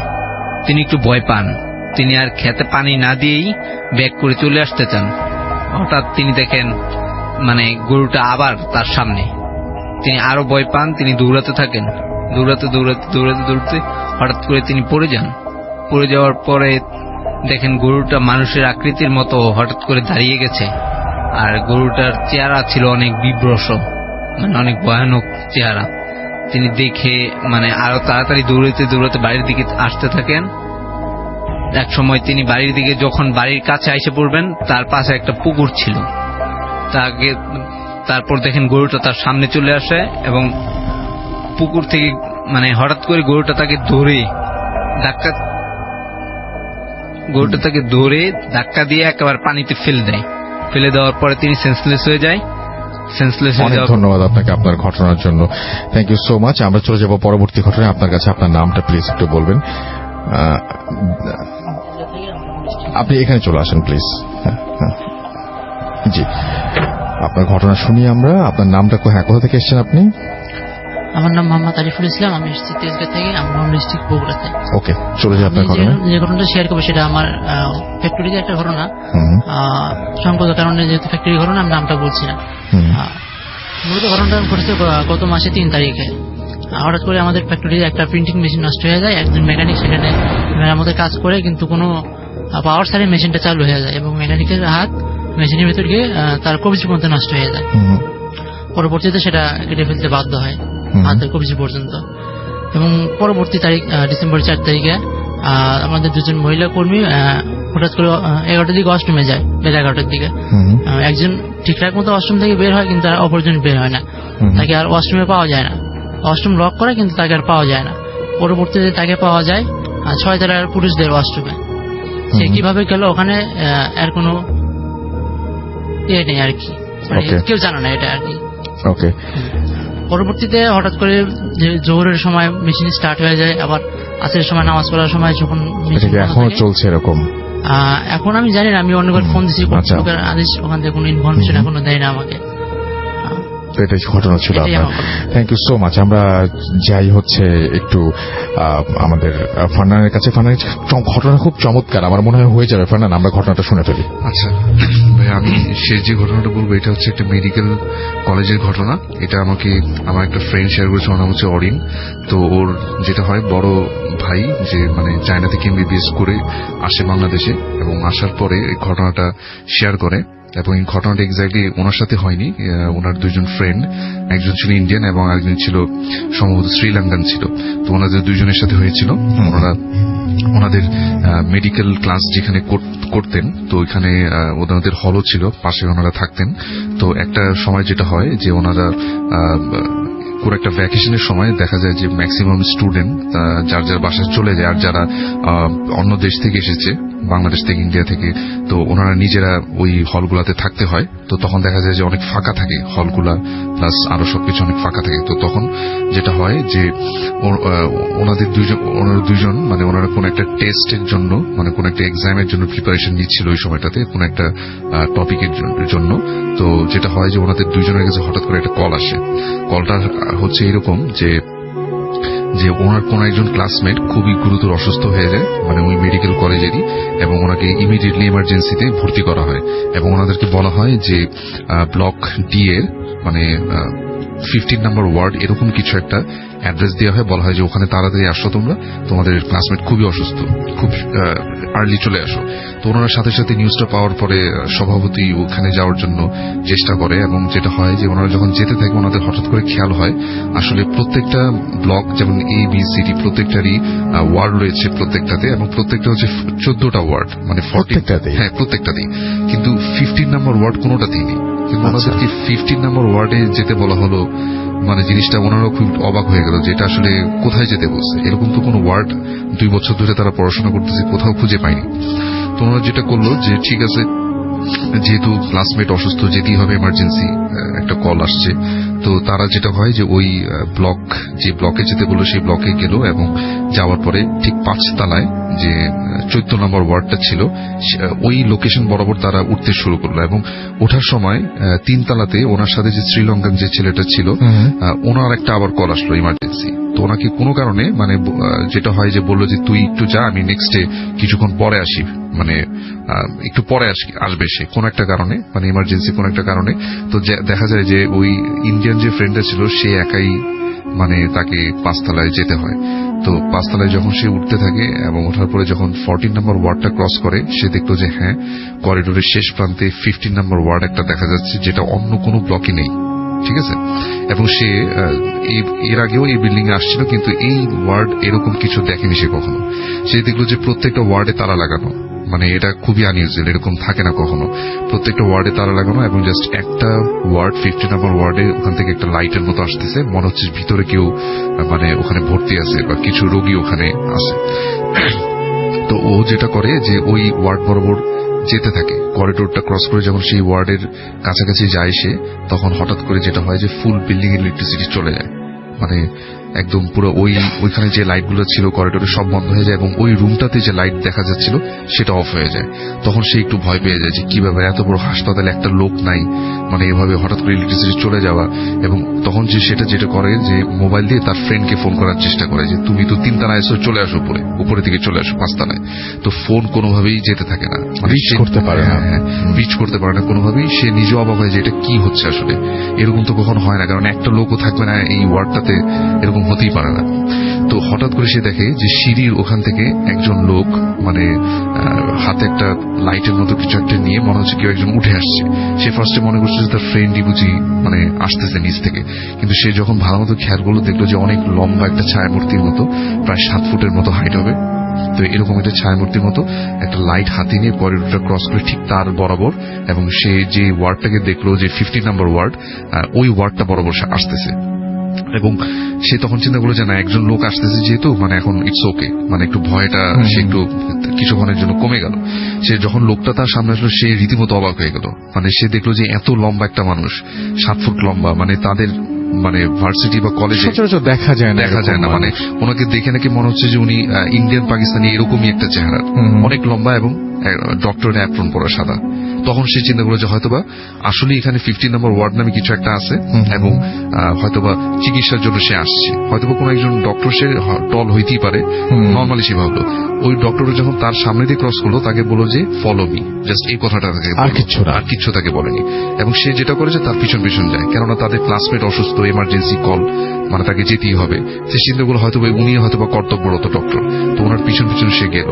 যাওয়ার সাথে সাথে ওই ডক্টরটা যে সবচেয়ে টল, সে ওই যে 15 নম্বর ওয়ার্ড লেখা উপরে ওটার ভিতরে ঢুকে গেল। ঢুকে যাওয়ার সাথে সাথে ওই রুমটা কিন্তু অন্ধকার আছে ভাই, যেহেতু ইলেকট্রিসিটি নাই, জাস্ট ওনার হাতে একটা টর্চের মতো ছিল, ওইটা নিয়ে সে ঢুকে গেল। এবং ও যখন ওই রুমটাতে ঢুকলো সাথে সাথে হঠাৎ করে লোকটা ভ্যানিশ হয়ে গেল। মানে সে আর দেখলো না যে কই গেল আসলে। করিডোরটা দিয়ে যে ঢুকলো, মানে ওই রুমটা দিয়ে যে ঢুকলো, লোকটাকে আর সে দেখতেছে না। এবং আস্তে আস্তে করে পুরো রুমটা একদম অন্ধকারের জন্য একটা পরিবেশে হয়ে গেল। এবং সে এত অন্ধকার ছিল, সে বলল যে আমি যে মানে গেটটা দিয়ে ঢুকছি, ওই গেটটা দিয়ে আমি যে ব্যাক করবো দৌড়ায়, সেটাও আমি পারতেছি না, মানে এত অন্ধকার। ঠিক আছে, তো সে যেটা করলো যে ওই অন্যান্য ওয়ার্ডে যেমন আমাদের অনেক সময় একটা রুমের কোথায় লাইট থাকে, সুইচ থাকে, আমরা কিন্তু জানি। হ্যাঁ, তো উনি যেটা করলো ওই আগের সেই নলেজ গুলো দিয়ে অন্যান্য ওয়ার্ডে যখন সে কাজ করছে ওইভাবে করে মানে লাইট জ্বালানোর চেষ্টা করতে থাকলো, যে চেষ্টা করে দেখি যে কোনো লাইটের কিছু আছে কিনা এখানে। সে দেখলো যে না, কোনো কিছু তার রিচে আসে না, মানে এরকম কিছু নাই। কিন্তু এর ফলে যেটা হলো যে একটু পরপর যেটা হলো যে তার হাত, মানে সে তো দৌড়াদৌড়ির মতো একটা অবস্থা ওইখানে, ওটার ভিতরে ভয় পেয়ে যাচ্ছে সে। তো হঠাৎ করে দেখলো যে অনেকগুলো স্ট্রেচারের সাথে তার হাতের বাড়ি লাগা শুরু করলো। তার বডি কোথাও বাড়ি লাগতেছে, হাত কোথাও বাড়ি লাগতেছে, পা কোথাও বাড়ি লাগতেছে, স্ট্রেচার করে যেখানে মানে বডি রাখা হয়। ঠিক আছে, তো হঠাৎ করে একটা পর্যায়ে দেখলো যে তার হাতটা একটা মানে অনেক ঠান্ডা কিছু একটার সাথে, বরফের মতো কিছু একটার সাথে তার হাতটা বারবার লাগতেছে। মানে সে ফিল করলো যে এটা আসলে এরকম তো মানে ঠান্ডা বরফের মতো তো বডি হইতে পারে, মানে ডেড বডি যেগুলো সেগুলোই হতে পারে, কারণ ওরা যখন বিভিন্ন এগুলোকে কাটাছিটা করে তখন এগুলো সম্পর্কে ওদের ভালো এক্সপিরিয়েন্স। তো ও মানে ফিল করতে পারে যেগুলো তো মনে হয় কোনো মৃত বডি আমার পাশে, এই যে হাত দিয়ে বারবার দেখতেছে। দেখলো যে এরকম 2-3 বার দুইটা স্ট্রেচারের মধ্যে দেখলো যে হ্যাঁ এরকম কিছু, মানে হাত লাগলো সাথে সাথে বুঝলো যে এরকম কোন একটা ডেড বডি হয়তো এগুলো। তো তখন আরো সে ভয় পেয়ে গেল, এবং সে তখন তার বারবার ফোনটাকে বের করে মানে তার ফ্রেন্ডটাকে কানেক্ট করার চেষ্টা করতে থাকলো, কিন্তু কোনোভাবেই রিচ হচ্ছিল না। এবং যেটা হচ্ছিল যে একটু পরপর ওই আর তার আরেকটা সমস্যা হচ্ছিল যে ওই ফরমালিন দেওয়া থাকলে মানে অনেক ঝাঁঝালো একটা গন্ধ থাকে, এরকম অনেক ঝাঁঝালো গন্ধে তার চোখ দিয়ে মানে জ্বলতেছিল, চোখ দিয়ে মানে অনবরত পানি পড়া শুরু করতেছে। মানে একটা সময় সে ঝাপসা দেখা শুরু করলো সবকিছু, যে মানে সবকিছু যদি কেমন হয়ে আসছে তার চারপাশে, কোনো লাইট নাই, কিছু নেই। সে একটা মানে অন্ধকারের জন্য একটা মানে একটা ডিমেনশনের ভিতরে ফেসে গেছে এরকম মনে হচ্ছিল। এবং তার চারপাশে সবগুলো ডেড বডি পড়ে আছে, এবং সেই ডেড বডি গুলোকে সে দেখতে পাচ্ছে না, এরকম একটা ভয়ানক অবস্থা। তো এই অবস্থায় হঠাৎ করে তার কানে ওই বুট দিয়ে চলার মতো যে সাউন্ড, সেই শব্দটা পেল, শব্দ শুরু করলো, যেটা সে প্রথমে ওই লম্বা টল ডক্টরটাকে দেখার সময় পাচ্ছিল। দেখলো যে সেই করিডোরটা দিয়ে আবারও কে একজন বুট দিয়ে হেঁটে হেঁটে ওই করিডোরটা ক্রস করে ঠিক হঠাৎ করে মনে হচ্ছে যে একটা গেট, মানে তখন সে গেটটাকে স্পষ্ট দেখতে পেয়েছে, যে সোজা গেটটা দেখা যাচ্ছে। এসে ওই সেই ছায়ামূর্তির মতো লম্বা লোকটা, সাদা অ্যাপ্রন করা লোকটার সামনে ওই গেটটার সামনে দাঁড়ালো, এবং তার দিকে তাকে অনেক জোরে ভয়ানকভাবে হাসা শুরু করলো। সেই হাসিতে মনে হচ্ছে যে পুরো রুমটা কেঁপে উঠতেছে এরকম একটা, এবং সে প্রচন্ড ভয় পাওয়া শুরু করলো। এবং সে যেটা দেখলো, বললো যে লোকটা যখন রুমের ভিতরে ঢুকলো তখন সাথে সাথে সম্পূর্ণ রুমটা মানে লাইটে ভরে গেল, মনে হচ্ছে যে সম্পূর্ণ রুমটাতে কেউ একজন আলোকিত হয়ে গেল। হ্যাঁ, কিন্তু আসলে কিন্তু লাইটের কোনো সোর্স নাই, কিন্তু হঠাৎ করে মনে হচ্ছে যে পুরো রুমটা লাইটে আলোকিত হয়ে গেল। এবং সে যেটা দেখলো যে তার ওই রুমটাতে সে মাটিতে ফ্লোরে পড়া, এবং রুমের চারপাশে অনেকগুলো স্ট্রেচারের ভিতরে কতগুলো ডেড বডি পড়ে আছে। ঠিক আছে, মানে সাদা কাপড়ে জড়ানো ডেড বডি, জাস্ট গলার পর্যন্ত মানে মাথাটা দেখা যাচ্ছে এরকম। এবং সব থেকে আজব বিষয় ছিল ওখানে মেল ডেড বডিও ছিল, ফিমেল ডেড বডিও ছিল, দেখলে যেটা মনে হয় উনি যেটা বলছে। কিন্তু ওনার কাছে সব থেকে বেশি ভয় লাগছে ডেড বডিগুলো যখন সে একটা ঝলকের জন্য দেখছে, তার কাছে মনে হচ্ছে ওই যে লম্বা লোকটা যে তার সামনে দাঁড়িয়ে আছে সবার চেহারা ঠিক ওই লোকটার মতোই। তো এইটা দেখা সবার চেহারা, যে মেল ফিমেল যে ডেড বডিগুলো পড়া ছিল সবার চেহারা ওই যে লম্বা ছায়ামূর্তির মতো ডক্টরটা যে তার সামনে এসে হাসতেছিল, সবাই এক চেহারার। এবং ওই ডক্টরটাও তার সামনে অনেক লম্বা 7 ফুটের মতো, ও মানে এটা দেখে হাসতেছে। এবং সেই অট্ট হাসিতে তার হঠাৎ করে সেন্স চলে যায়। এবং সব থেকে মজার বিষয় হয় মানে যেটা হয় যে ও যে 5th ফ্লোরে যে উঠে, যেটা আমি আপনাকে স্টোরিতে যেটা এখন বললাম, যখন ওকে যেটা পাওয়া যায় কিন্তু 4th মানে 4 তলায়, ঠিক আছে, 4 তলার কোন একটা সিঁড়িতে না কোথায় যেন ওকে সেন্সের অবস্থা পাওয়া যায়। অথচ ওর বন্ধু যখন বলে যে আমি ওই 15 নম্বর ওয়ার্ডে যাওয়ার জন্য যখন আমি 4 তলা ক্রস করতে যাব, তখন আমি দেখি যে ও পড়ে আছে, অথচ ওই 5th ফ্লোর নামে কোনো কিছু নাই ওখানে। ঠিক আছে, ও যে বর্ণনাটা দিচ্ছে, বুঝতে পারছি 5th ফ্লোরে গিয়েছিলাম, 15 নম্বর ওয়ার্ড, এগুলো তারা যখন সবাই নিজেরা দেখার চেষ্টা করলো যে এরকম কিছু আছে কিনা, দেখবে 5th ফ্লোরটাই নেই। ইভেন 15 নম্বর ওয়ার্ডটা তো পরের কথা, ওই 5th ফ্লোরটাই নেই। ঠিক আছে, তো তখন ওর কথা সবাই অনেকে বিশ্বাস করছে, কেউ অনেকে বিশ্বাস করে না, আবার অনেকে বলেছেন হ্যালুসিনেশন ছিল তোমার, হয়তো কোনো মানসিক সমস্যা। কিন্তু ও বলে যে না, আমি এটা রিয়েলি দেখছি এবং এটা আমার সবসময় মনে থাকবে। এত লম্বা সময় তো আমি স্বপ্ন দেখতে পারি না, তাই ইম্পসিবল। হ্যাঁ, সেটাই। তো এটাই ছিল ভাই আমার। Thank you so much. আমি এক্সটেন্ড করলাম ভূত এফএম আজকে বেশ কিছুটা, এটা হচ্ছে ফার্নানের জন্য। আমি আগেই বলেছিলাম যে ও আমার অনেক পছন্দের একজন উনি স্টোরি টেলার এবং চমৎকার ঘটনা বলেন বলে আজকে এক্সটেন্ড করে হলে আমি এই ঘটনাটা আসলে মিস করতে চাইনি কোনোভাবে, এবং আমি আশা করছি যে আপনাদের অনেকের অনেক বেশি ভালো লেগেছে এবং এত চমৎকার ভাবে বর্ণনা করলাম। আমি পুরো জিনিসটা আমি নিজে পুরো সময়টা গল্প মানে ঘটনার মধ্যে ঢুকে গেছিলাম। ফার্নান নিজে মনে হয় আইডিয়াও নাই যে কত ভালো গল্প বলেন আপনি। থ্যাংক ইউ সো মাচ আমাদের সঙ্গে থাকার জন্য ফার্নান। এবং বছরের শুরুতে এই যে সবাই আসলো, এখন তো বাবু ভাই চলে গেছেন, আফনান ভাই বাইরে, সবার পক্ষ থেকে যদি ছোট্ট করে কিছু একটা বলেন। জি ভাই, সবার পক্ষ থেকে আসলে যেটা বলবো যে ভূত এফএম তো আসলে অনেক পছন্দের একটা জায়গা। সেই কবে থেকে? অনেক আগে থেকে না, 10-এর শেষ থেকে আসলে একদম। হ্যাঁ, অলরেডি 2018 চলে আসছে, 8 বছর হয়ে গেল। তো অনেক লম্বা সময়। তো ভূত এফএমের প্রতি অনেক ভালোবাসা আর অনেক মিস করা, সবকিছু থেকে আসা ভূত এফএমে। আর আপনাদের সবাইকে তো অনেক আগে থেকে চিনি, মাসুম ভাই, রাসেল ভাই, আপনাদের অনেক আগের একটা পরিচিত চেহারা, দেখলেই অনেক মনে খুশি লেগে যায় যে অনেক পরিচিত মানুষ।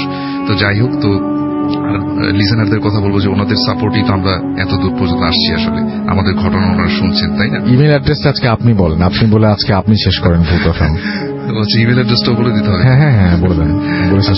যেটা বলেছি সবাইকে অনেক মানে নতুন বছরের অনেক শুভেচ্ছা। আর যেটা বলবো যে ভূত এফএমে আপনারা অনেক সুন্দর সুন্দর ঘটনা আমাদেরকে সেন্ড করবেন, সেটা হচ্ছে যে bhuthfm@radio40.fm। Thank you so much.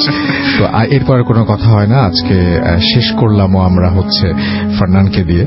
তো আজকের মতো এখানেই শেষ করছি, কথা হবে আবারও আগামী শুক্রবার। সেই পরিচয়, ভালো থাকবেন, সুস্থ থাকবেন, সুন্দর থাকবেন, মোস্ট ইম্পর্টেন্টলি ফুর্তিতে থাকবেন। টাটা।